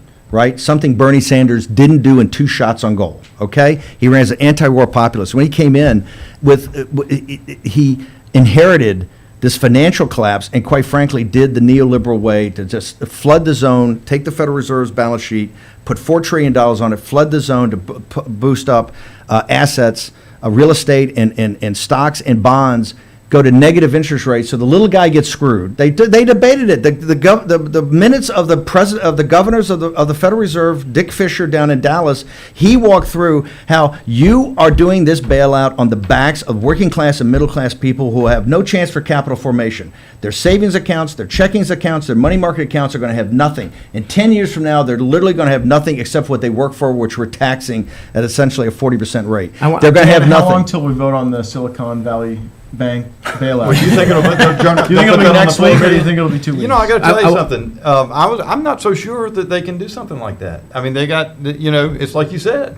Well, we have the tools, or we're going to admire them, or we're going to use them. I don't think they can go bail out SVB. Well, I tell you how. Dan Bishop predicts it on Timcast. There will be no vote on the Silicon Valley. No, but tell them how by the way, you said today, tell them how they're going to do it. They're going to use national security, and they're going to use the deep state as the excuse.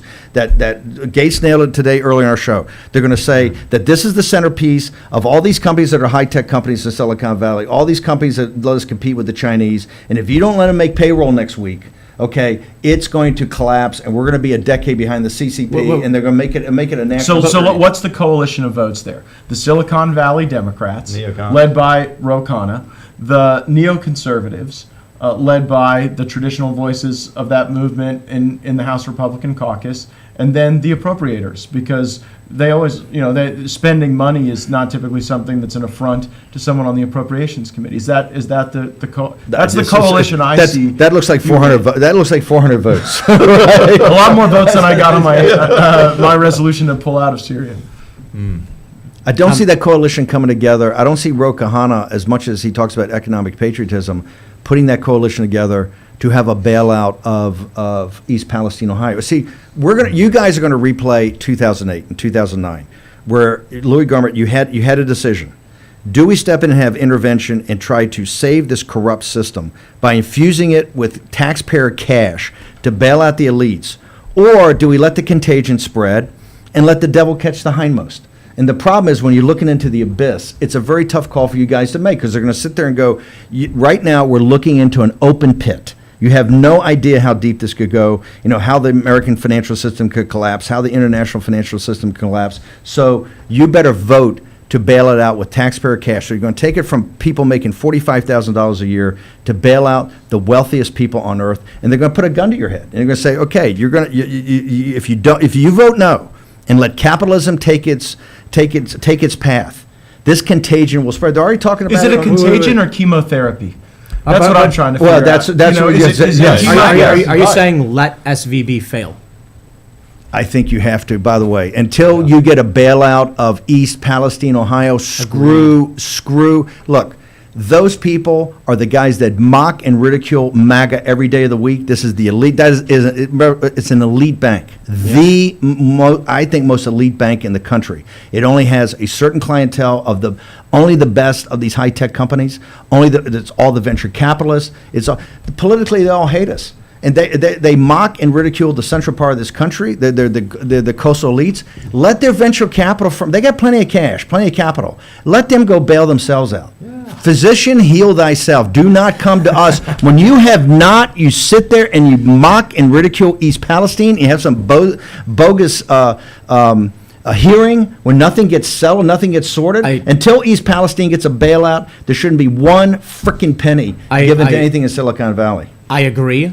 And it feels similar to the energy I felt when you guys stood up in the speaker's vote. Yes. Someone finally saying to the machine, you can't just steamroll us over and over and over Yes. again It's the without some same pushback. play. It's 2008-9. It's the bailout. With the It is. China drove That's the exactly COVID catastrophe. It's the exactly same what's thing. going to happen. I don't know that. To what extent? If you go back did to COVID policy town create halls, this if tech you go bubble? back to town halls in your district next weekend, And say say bailout. they've come to us with SVB and we're going to lose. Here's what we're going to lose. The contagion is going to spread to other banks. Number two, we're going to lose all these great companies, and we're going to lose all our innovation for a decade. That's what we're saying. We're going to lose all our innovation for a decade. What is your district going to tell you? If an earthquake hit Silicon Valley, I'm not sure that my constituents would vote to send FEMA. So, with the banks failing, they certainly won't be in favor of sending their money. He's the master. Wow. So great. I am, the part of me fears the ripple effect on regular people. Part of me feels like rip the Band-Aid off. You Regular cannot people- have this moral hazard. Yeah. You simply cannot. And you know what?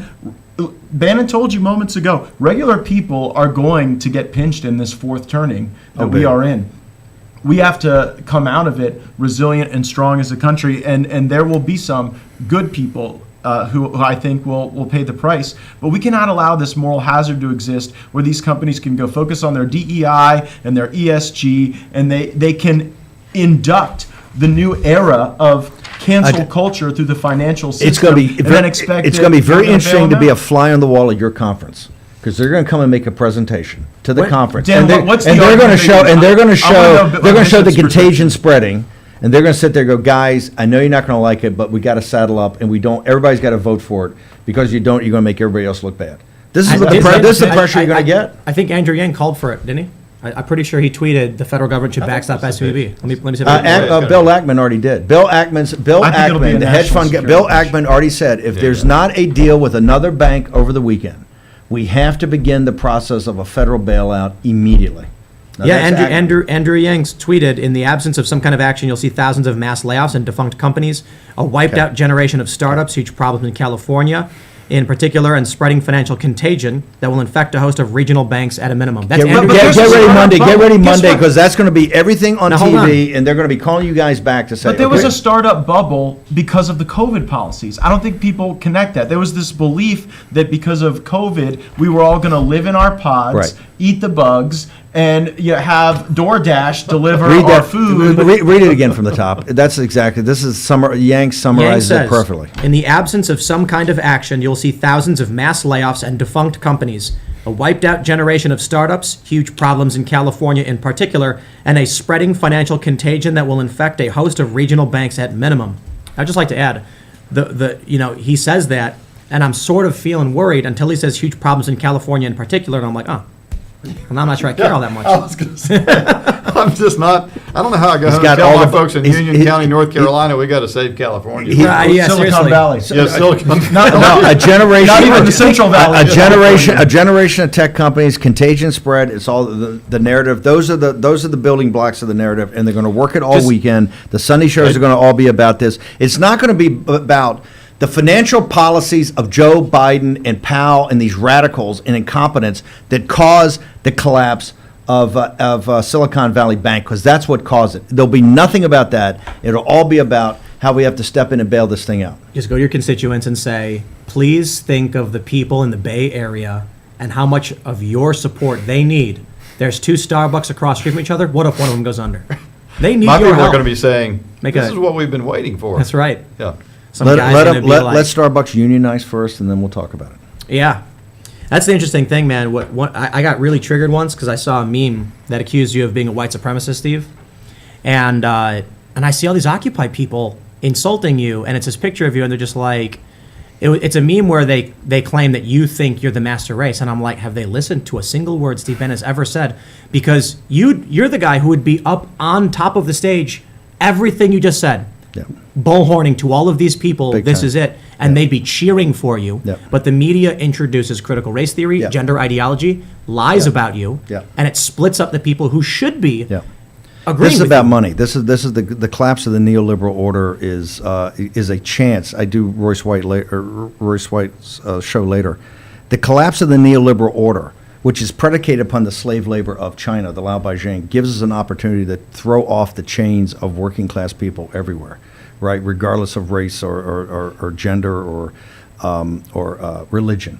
Right, and we have a unique opportunity to do that in this, and that's going to come. That's why populism's on the rise, and particularly that's why right wing. When I'm proud to be a right wing populist, that's why right wing populism's on the rise. So Min Liang Tan, co-founder and CEO of Razer, tweeted, "I think Twitter should buy SVB and become a digital bank." Elon Musk replied, "I'm open to the idea." Seems a bit silly. I don't know. What would you think about that? Would that be I a think bailout? until Elon Musk starts letting back on the the true anti-CCP people that he keeps blocked off there, myself included. Not that I want to go on Really? there. Oh yeah, no. He's owned by the Chinese Communist Party. What are you talking about? Tesla, his only thing of real value is Tesla. He uses it for margin loans. He sells the stock. The Shanghai joint venture is 100% controlled by the CCP. This is why he never goes after the CCP. This is why he always backs off. This is when they had the protest. They had the protest about the lockdowns of COVID. He will not do it. Elon Musk is a total and complete phony. He is in bed in a business partner. He's done some good stuff, letting stuff out, with Taibbi and others. It's fine, but he is owned lock, stock, and barrel by the Chinese Communist Party, and he acts like it. Right? There was a story recently that they warned him to stop talking about lab leak. 100%. He's got, I think there was They another wanted him to story take where- down the tweets he did the first Right. time. Now he didn't take them down, but you notice he didn't have any more up there after that. And I wonder if he said, okay, I won't tweet more about it. But here's the issue I see with the CCP in the United States, and if the United States falters, if this By the way, the CCP Chinese companies are all in the Silicon Valley Bank. Oh, yeah. That's another thing they're Silicon already Valley. talking about. We think But maybe up to a third of those innovative companies may be CCP. The principle that we see in American politics applies similarly to the rest of the world. China will crush you with a boot if you're operating within their borders. The United States will have committee hearings. They may fine you. They'll come after you. In the United States, Antifa will throw a mortar through your window and they'll firebomb your house, and the right will struggle to say mean words about you. Matt Walsh calls an individual unearthly, and there's this, I can't believe he dared say that. Yeah. And then Antifa ransacks a government facility and burns houses down, and it's not even in the news. So I think I can see what's going to happen if that pressure continues. Elon Musk is going to say, look, I can go to the U.S., I can rag on their government, I can rag on the problems politically, and it's fine. In fact, it gets me more supporters. China will destroy me in 2 seconds if I go anywhere near that, so I better shut up about them. See, that's what I think with the FBI and all this about the domestic terrorism and the white supremacy and all that. I don't think you can get there, even in hearings or whatever, until you get to the bottom of J6. I think J6 is so emblazoned in people's memories. If you go back and actually J6 show... changed the way the FBI thought about domestic violent extremism. I mean, we have been in depositions where the whole construct of categorizing domestic violence extremism, the way they would mark a case, for example, if you were investigating an organization, you would open a file and then you would open up targets underneath that file. After J6, there was such a desire to resource an effort to combat domestic violence extremism that they would say in an organization, if there were 8 people, each separate person had to have a separate file opened on them so that they could create the veneer or the illusion that there was a greater problem than there ever was. Throughout the country, so they'd assign these cases to the individual field offices instead of all of them being Washington field office cases in order to give the appearance of this burgeoning spread of domestic violent extremism. But Matt, on the other hand, ever since I walked in the door up here, I've been hearing from these people that sit down in hearings in Homeland Security or Judiciary committees, and they tell us about The most lethal threat to the homeland is domestic violent extremism. So they use January 6th to advance a narrative. I think it's sort of a way station, though, Steve. I think Tim is right that you may be right. The country doesn't want to go back and rehearse all the Portland and Seattle and Chaz and so forth. But the Atlanta attack does open up a new chapter. Yes. All of this is weaponization. Actually, you can see there's another one. You mentioned Whitmer.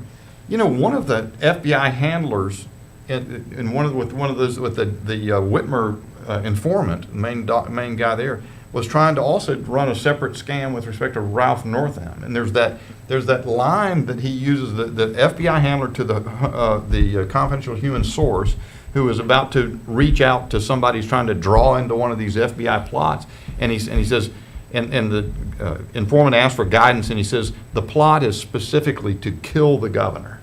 The FBI is trying to inspire and concoct plots. There was another one involving a BLM guy. They wanted to propose an assassination plot against the Attorney General of Colorado.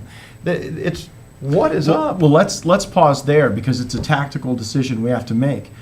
There have been circumstances where the FBI has taken action against the left that might offend our sense of civil liberties.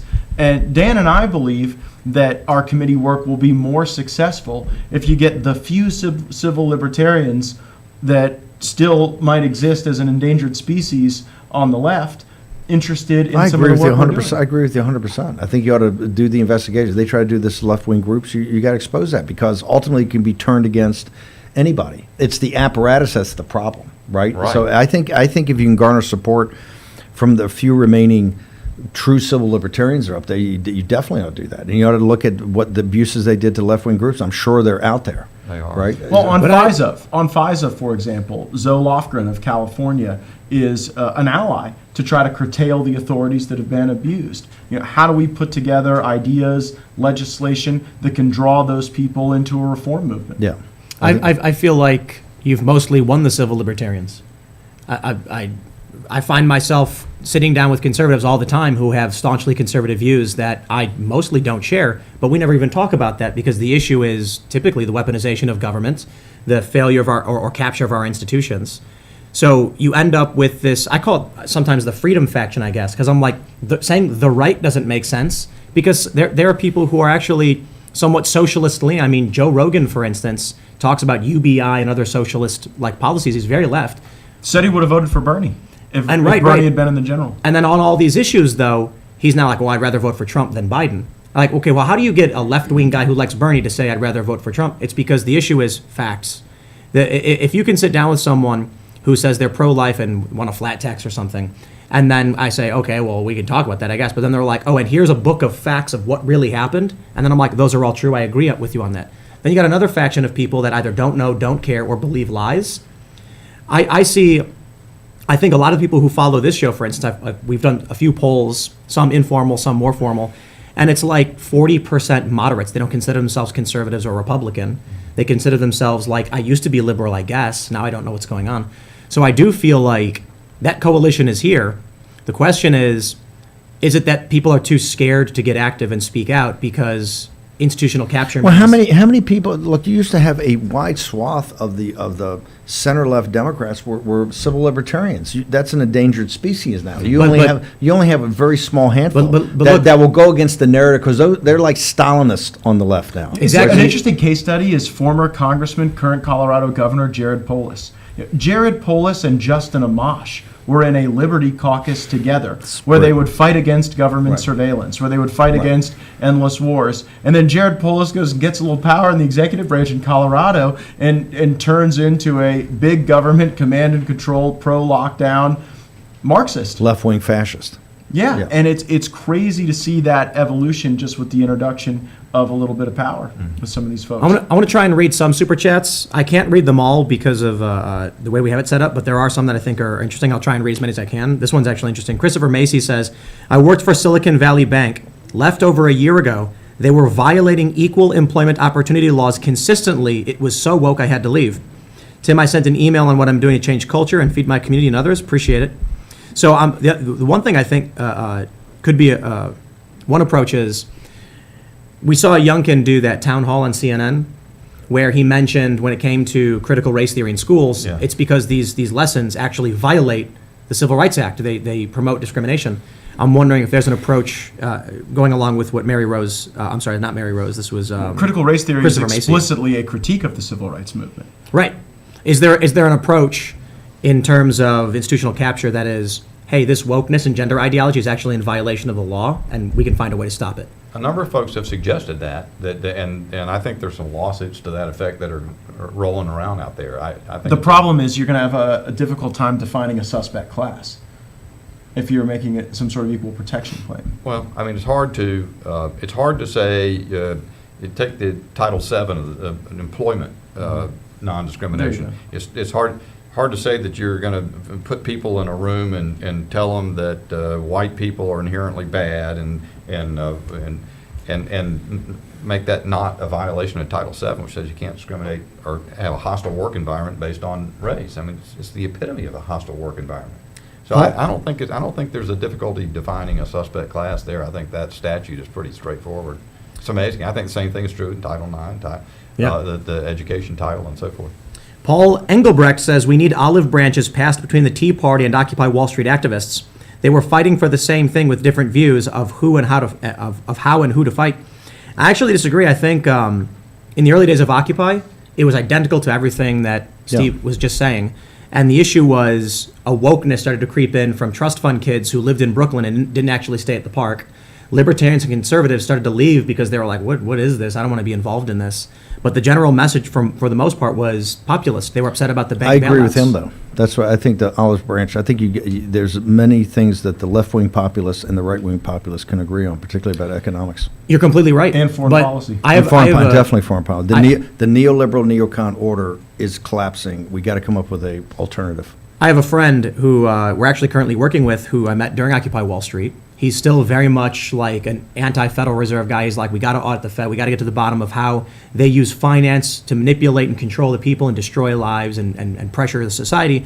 And then when you look at his posts on Facebook, the people who used to agree 100% with everything he's saying are now posting things about wokeness. And when he tries to talk to them and say, guys, I understand you're upset about this, but this finance stuff they're doing, and they're like, it's white supremacy, you're wrong. And it feels like those activists are gone. They've for whatever reason, been pulled into a totally different headspace. Yeah. Call it an effective psyop, I guess. I don't see that many. I agree with you. I think that's what I encounter. I don't know where, Matt is he's probably the most knowledgeable Republican in the conference about where the people would be on the Democrat side who might join in that kind of thing. And how many, Matt? How many? I don't know. Unfortunately, the Democrats are better at the kind of shirts versus skins politics in Washington, and I don't think it's more than a small handful anymore. And it's actually diminishing. It's a diminishing brand among Democrats to believe in robust speech. I mean, the only Democrat who spoke out about the horrors of the Twitter files was the much mentioned on this episode, Ro Khanna. I typically, when people ask me if there's any good Democrats, I'm like, well, Ro Khanna's done some good things. I don't know enough about him to say that I would consider. We made a him movie good. together. People should go watch The Swamp on HBO. I gotta made a see movie with Ro Khanna, Thomas Massey, and Ken Buck. HBO followed us around for an entire year as we tried to build those bridges with the populist right. And the I think populist Ro Khanna very shortly is going to become a very viable potential presidential candidate for the Wow. Democrats. By the way, that's why I think he did run for the Senate. Yeah. I believe that Ro Khanna Yeah. would have beat Adam Schiff and Yeah. Katie Porter in Very a smart Senate guy. race. But right now, the House of Representatives actually gives you a more Better. pugilist Better platform to in clash ideas. modern media culture, you want to be in the House. Do you think he's going to run this cycle? Well, not with Biden, but I think that Do you think Biden's going to be the Democratic nominee? this cycle? I do not think. I do not I do not either. think he's going to be the Democratic nominee. No, Marianne Williamson. She's running.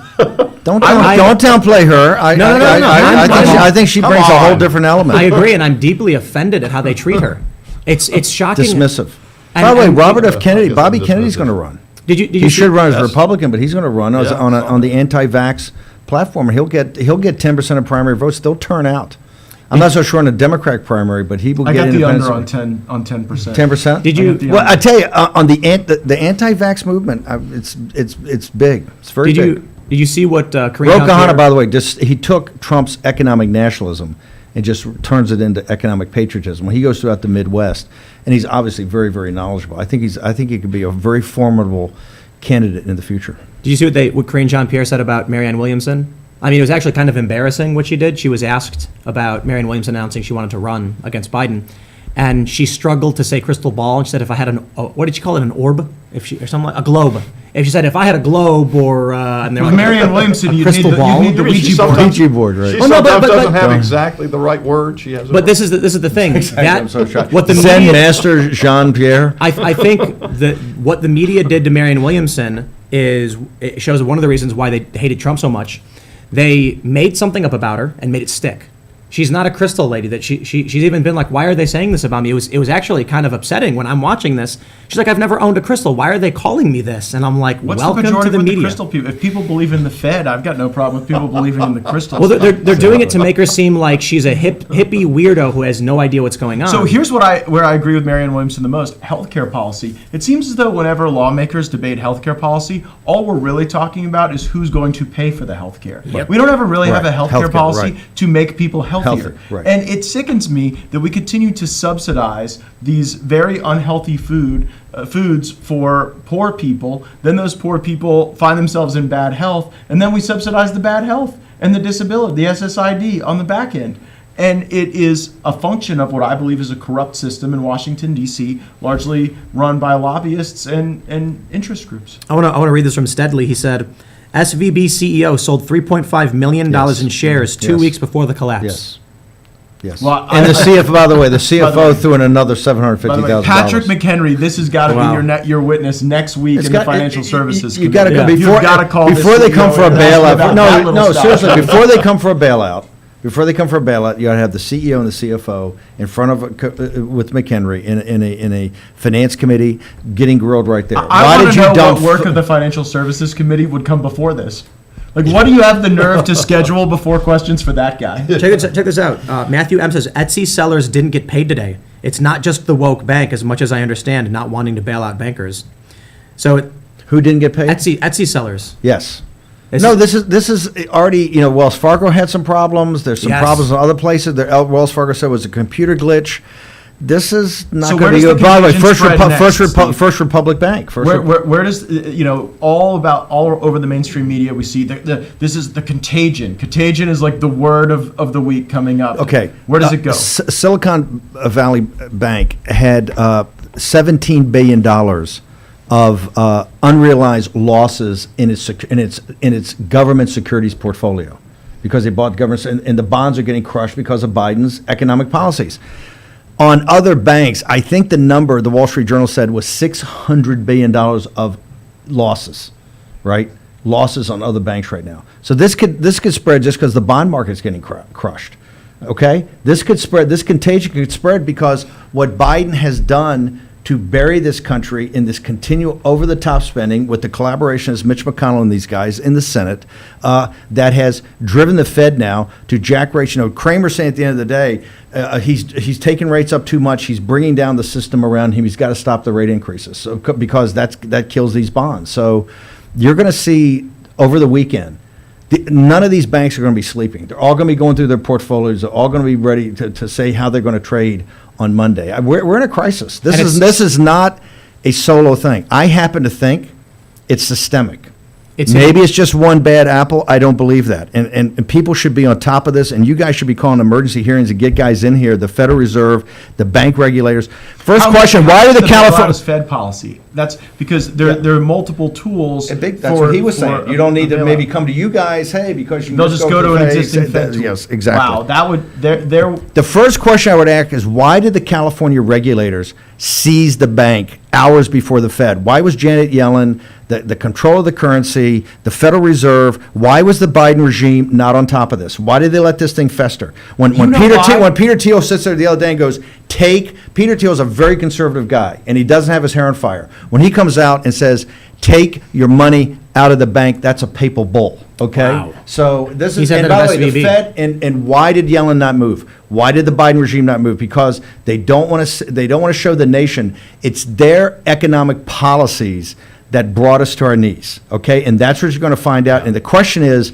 this now what's happened in the bond market? Because the bond market's 20 times bigger than the stock market. Is it actually going to end up crushing the American financial system? And I got to tell you, we're going to be in scary times. This is like 2008. Remember, this is the second biggest bank failure in the history of the country. Wow. The second biggest bank failure. It had $208 billion of assets. This is- the only bigger one happened during the financial crisis of 2008. This is the 16th largest bank in the country. And this is not a small thing. This is going to hit crypto as well, because The Silver Lake early in the week. How much of this is one tech of the companies being coins that's overvalued? being used is got 25% of its holdings Yeah. in SVB. So Yes. now people are concerned. Crypto's going to definitely Yep. take another hit. Crypto will take a hit. Bitcoin was under 20,000 a day, so. Oh boy. So how much of this is these crazy valuations that a lot of these tech companies have gotten as a result of the Biden Fed? A lot of it. The easy money, and they raise a ton of money, and they put this money in this bank, and now they can't get to it. So it's a necessary corrective, right? Well, okay, so this is the question you guys are going to answer. This is 2008. You're looking into the abyss. You don't know how it's going to be. Do you vote trillions of dollars for bailouts, and the bailouts are all on the back of shareholders, of taxpayers making $40,000 a year, okay? And the elite are going to make out. So you've socialized, you've mitigated their downside, right? You've socialized their losses, and you let them have upside. They have unlimited upside, but they have limited downside because the taxpayers are going to bail it out. And that's the question that's going to come back to this Congress. And this is the big fight we had in 2009, and people kind of said, okay, and we ended up doing it, and we never got to the problem. We have still so many zombie financial companies, the too big to fail situation with the banks and the financial system. We never got to the bottom of it. We never lanced the boil and let the pus come out, because guess what? That's a brutal, tough process. If the right? ruling class does that again, the people are coming with pitchforks. That's it. I mean, Occupy Wall Street by the way, was the almost pressure's that. by the way, the first line of defense is you guys, because the big debates are going to remember. It's a How certain limit. fast will Schumer pass this to put pressure on the House, you think? I think it's going to be big. Remember, in 2008, let's just go back, when Lehman collapsed because they got tired of moral hazard. What they didn't think about is that the commercial paper market, which is the way all the companies overnight get their cash in the cafeterias and to pay everybody, it was a center. The commercial paper market collapsed, so the whole system froze. By Thursday, they went to see Bush, and they said, this is Paulson and Bernanke, and they said, we need $1 trillion by 5 o'clock, or the American financial system will collapse in 48 hours, and the world financial system will collapse in 72 hours, and you have global anarchy. Something the Nazis couldn't do, the military junta in Japan couldn't do. Our greatest enemies couldn't do this to us. We did it to ourselves. And Bush said, I don't have the authority to do that. You have to go up to the House. The only person who has the ability to do that is the Speaker of the House, and the House has to vote this, right? They're the only people that can actually commit money. And so that's where this whole process started, and that's where all those huge debates on the floor with Louis Gohmert and 5 libertarians sitting there going, no, it's called capitalism, let it rip, right? And they were overwhelmingly, everybody said, okay, that's great. Theoretically, we can't do that because there may not be a bottom to this thing. You guys are going to be faced with the same thing over the next couple of weeks. And local governments and state governments who are heavily utilizing the bond market will be right behiund the neocons. Robini said, we have, because of the zero interest rates we went to, right now in the world, there's $300 trillion of debt. That debt at the personal level, at the county level, the school board level, the water level, the local government, city, state, federal government, of everywhere, it's $300 trillion. All basically predicated on an interest rate structure that's close to zero. Now that interest rate structure is at 4% for the 10-year bond and 5% for 2. Remember, the night the election was stolen from Donald Trump, on the evening of 3 November 2020. I hope you enjoyed being on YouTube. Yeah, Well, Steve Bannon's completely wrong about that. Continue. On 3 November 2020, when Fox called Arizona for Joe Biden, the 10-year Treasury was 0.86%. The 10-year Treasury today is 4%, right? That's a massive increase. And by the way, people under 30, the millennial generation, has $9 trillion of debt. You guys are nothing, what I've said for years, are nothing but Russian serfs. You're adding debt at a faster pace than any other generation in our history, and you're not going to be able to pay. You're like a hamster on a wheel with a little bit of credit. So what does this that is mean only for going us, to get though? this is only going to get worse, dramatically worse. So what does that mean for us other than, I mean, the economy gets bad? Yeah, the economy gets bad, but then you start having bankruptcies. What you're going to start to have is not the inability to pay. Well, right now, the debt ceiling. Yeah. We're essentially a bankrupt nation, okay? We have this thing called the Federal Reserve that continues to print money, and it can continue to print money because the biggest export we have in the world is the dollar. Yep. Every transaction, and this is why what the CCP announced today with Iran and Saudi Arabia is so big, because they're doing 40-year output. As the Green New Deal comes here, and we're trying to get to a net carbon zero, that Saudi Arabia and Iran are getting more important to China, the CCP, who just burn anything. And they're doing long-term output deals for all their production, 40-year deals, and they're going to use the yuan, the Chinese currency, and take it directly and bear the risk that comes, not convert it into petrodollars. Once we are not the reserve currency, which Great Britain was up until World War II, we took over at Bretton Woods after the war because we were the superpower. Once that is not our top export, once whether it's a drug deal or converting something to put into a church in France in the collection plate. Once we're not the prime reserve currency. We're Argentina. Well, thank We're goodness the Argentina. cartels still operate in the U.S. dollar. No, exactly. I mean, you know, with the They're good for Saudis moving to the something. Right. yuan, I mean, we really need the cartels. So operating and in the where US this is dollar. headed right now, their debate, look, Biden just put in your face a $6.8 trillion budget that has no cuts anywhere, basically 6% growth, not one cut, and so he's not prepared to meet anybody halfway. And you have a debt ceiling right now that we see from the Congressional Budget Office, at minimum will add $19 trillion in 10 years. That means we'll have $50 trillion of debt. You understand, we're going to have growth. It's going to kill growth under 2%. You're going to have a lost generation or two in this country with under 2% growth, overbearing debt, so much money to go to pay off the debt, no opportunity, no venture capital, no ability to grow the economy, everybody living like a Russian serf. That is the future. Thank goodness the Zoomers are mentally healthy enough for this. Well, but hold They've on. developed a resiliency. They've shed frailty. But that's what I'm thinking. Stop, I'm stop not sure. painting such a rosy picture, Steve. I'm not sure I'm all that worried if that's the worst case scenario. I think one thing my generation and the younger generation need is to learn how to roll up their sleeves, chop some wood, and raise some chickens. One of the problems that we've had with millennials and Gen Z is they've been born into a world with silver spoons up their asses. Everything. They want for nothing.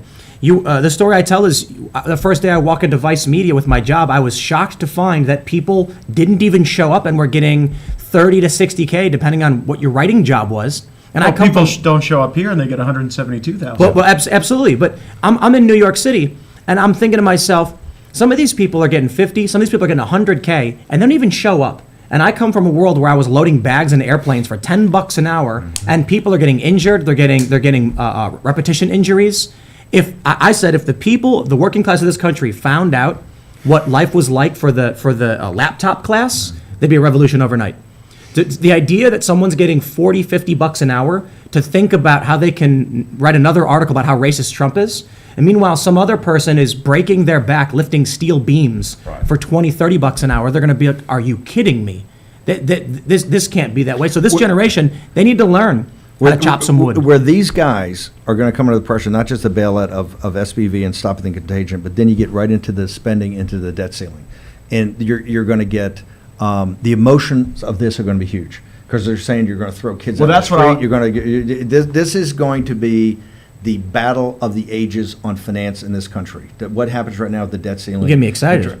Well, no, you got to draw the line. If you give them an inch, and I mean an inch, because right now you don't have to do anything to any government security. You got enough cash coming in to pay the interest and pay the face amount of the debt. You'll never default. A default has to be done by the Secretary of Treasury. But these guys are going to be guilt tripped every day. The media is going to be. It's going to be a government shutdown to the 100th power. I got to ask you. I mean, this story is really breaking on a Friday, right? Yes. That says to me they knew it was coming well in advance, and it was planned for this day because this is the day where everyone's off partying and not paying attention. That's Fridays where news goes to die. So it sounds like they knew this was coming and they wanted to. Well, they definitely didn't want. Like the CEO They definitely. Let's say this. There's some people it's not a surprise. The California regulators, for a state regulator to step in front of the Fed and something like this and federal authorities is unheard of on a bank that's not some local community bank. So that's what's a the 16 Newsom pivot? Newsom, I think, is in real trouble on this, because I think Newsom, this is going to hit to this thing, but I think Newsom's going to step in and he's going to come back and make the big play that you got to bail this out. This is the future of the He country. comes to Washington 100%, to demand the bailout. 100%. Gavin Newsom will come and say, this California model is actually the model for the country. Yep. It's high tech. We're the leader in the world. If you don't do this, we're going to be a decade behind the CCP. These are 1,000 of the best. Look at It's Andrew Yang. California is a donor state. 100%. Donor, Well, if you have 100%. donor state on your bingo card, This will for be his. Washington This will be next his. There's a pretty powerful counter argument. Everything big woke time. turns to shit. I got That's that. That's Trump. Where right? DeSantis went to Iowa, Newsom Here, will here. come to Washington, D.C. to make his case as a national figure, that he's there to save the high-tech economy. And you got to do it And- by doing a bailout. And these liberals will just march in lockstep. They'll repeat whatever they hear on the TV. What did Yang just say? That's what they're Exactly. going to say. The That's- contagion, the That's contagion. that's already the narrative. They got it on Friday night. Hey, they're not taking Friday night off. They're hammering this nonstop when I left. They're hammering, and they're not, nobody's talking about how did this happen? How did we actually get here, right? How did we actually get here? That's what I So, want to ask you, Steve. So Yeah. you just said a minute ago, or a few minutes ago, that the world's 300 trillion You don't need to in get debt. too close. It's very Okay. sensitive, yeah. Who are we in debt to? first off, we're in debt to the Chinese that own first off, we have 32 trillion on the balance sheet of the Treasury. We have another 9 trillion at the Fed. The Japanese insurance companies own it. The Chinese own it. Insurance companies here own it. But we own a lot of it. A lot of it's just created. We make up these bonds, right, that we in fact own. We've kind of paid for. So a big part of this is the public owning its own debt, right? Yep. So we own it to ourselves. Now, to the rest of the world, they owe it to everybody. They don't have the luxury of just creating itself. One of the reasons we have the luxury, we are the prime reserve currency. We export dollars, and everybody's got to do every transaction in the world because of that. But it's going to be. But do you think, when you talk about the dollar under attack from this alliance, don't you think that the sanctions regime that our country has embraced over time has gaslit that? Like, It has. It seems Because to the be SWIFT easy for system, lawmakers. being able to do sanctions and then cut them off the SWIFT system, which is the way you do transactions, is exacerbated. I would say. Sanctions seem to always get a lot of bipartisan support in Washington, but if sanctions worked, Cuba would be a Caribbean paradise, not a shithole country. And if sanctions worked, we would see Venezuela develop as the jewel of South America. The reality is sanctions tend to hurt the people that live in these countries. I haven't seen Maduro miss too many meals as a consequence. Well, I think the grabbing an empanada on TV is a classic historical moment. Remember that? He's giving his national address, and then he just grabs an empanada out of a drawer and then bites it and puts it back. That was during the basically starvation. Trump's moment with the taco salad, right? Yeah, but he's doing it while people are starving. I Trump don't Tower think Trump made the would do best that. taco salads. So, follow-up question. If we owe the debt to ourselves, why don't we just not pay it? You can't do that because it's actual debt. It's got an interest payment. okay. It's up there. You can't. By the way, there is We're an at time. aspect. There Yeah. is an Steve, aspect. you had a heart out. There is an aspect of doing that, and that is, by the way, they asked it the other day. I think Timmons in North Carolina to come up with the South $1 Carolina. trillion coin.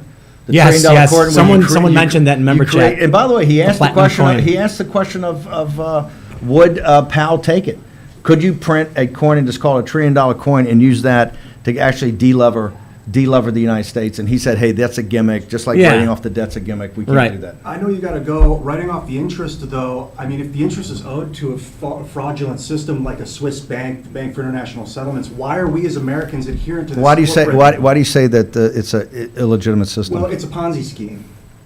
It's basically they give us money and then they demand interest back on the money they gave us, but in order to get the interest to pay it back, we have to borrow it from them. Okay. Default.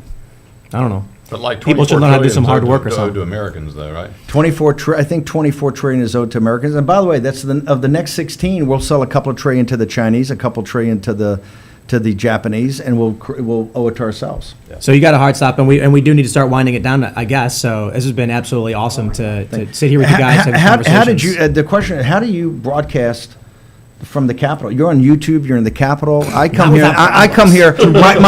My file's been taken because I got 4 months in a federal prison coming up. My file's been sent to the Bureau of Prisons already. Steve I can't even Bannon come. is I our can't even come in the movement's building. Mandela. There's enough our- offense to go around. Listen. What do I have to do to get on War Room? The first time we come down here, Well, you're a hero. We love to book you. the first time we come, half the channels on our mixer aren't working. And we don't know why. We can't figure it. It makes no sense because we do this all the time. We have the mobile setup. So we're like, we're gonna come here. We're gonna make sure it works. Everything's working perfectly. We sound check. Everything sounds great. Then all of a sudden, half an hour before the show, the board just stops working outright. It's producing sound. The computer won't take it. And I'm like, this makes no sense. So we do we put one of the headphone outs into our ATEM. Everything's working perfectly. Then as soon as we click live, the audio just drops to like half levels, and we're like, Wait till we I blame do the War deep state. Room Capital. Yeah. Hey, I'm on Right that. before War Room Prison Break. Hey, I got a text. It's awesome to see you on Tim Pool's show. I'll watch him a Oh, lot. cool, man. I love it. Well, I appreciate By it. the way, thank you I- so much. I gotta go do Royce White. We're gonna Right on, do absolutely. Another Go to it. And YouTube, we're- another we're- YouTube show. We're wrapping up, but I will say I think it would be awesome if, next time there's big stuff going on in Washington, if we could do more of this stuff, I think it'd be absolutely fantastic. No. We gotta bring Gaetz and Congressman Bishop to Harper's Ferry. I'm down for that, too. They've got to He's go. been there They've got before. to. They've got to go. You've been there. I left breadcrumbs so I can find my way. He has to. Wait till you see our Congressman news even Bishop further. has to go to Harper's Sounds Ferry. good. My wife wants to go skateboard there. She's a big skateboarder. So. Oh, yeah. Yeah, we'll do a music video. Good to see you. I think it'd be fantastic. We could have you in the music video. She can sing, and then we'll trigger the corporate liberal press. They'll be freaking Do out. you ever mix the skateboarding in the music videos? No, I mean, we could. I'm you just know. saying. Gentlemen, this has been absolutely incredible. I really do appreciate it. This has been fantastic. We got to do it again. You guys can follow me at Timcast. You can become a member at timcast.com if you want us to do more of this. The way things have been going economically, I think we are only surviving right now, and I mean this because of the membership system that we have at timcast.com. Ads will not support us. So, I mean, there was a period where ads were doing really well, but right now, for whatever it is, for whatever reason, ads are not doing so well. But because you guys become members at timcast.com, I haven't really worried about it. So long as you believe in us and you keep supporting us, we'll keep doing more stuff like this. Do you guys want to shout anything out? I got a podcast called Firebrand. Hope everybody subscribes, and even got a great episode with Dan Bishop in there. So Right on, if absolutely. you can't get enough, there's more out there for you. Great to be with you, Tim. Enjoy being here. Thank you so much for allowing us to come down to the Capitol again and do this. I mean, it's a tremendous opportunity for us. Matt, I think the work you do is absolutely fantastic. Both of you guys in the fight over the speakership, we were all laughing, we were cheering when we were doing the show, because it really did. It felt like somebody was actually just standing up for so many Americans who are tired of the machine. So with that being said, thank you all so much for everything, and for everybody who's watching, thanks for the support, and we'll see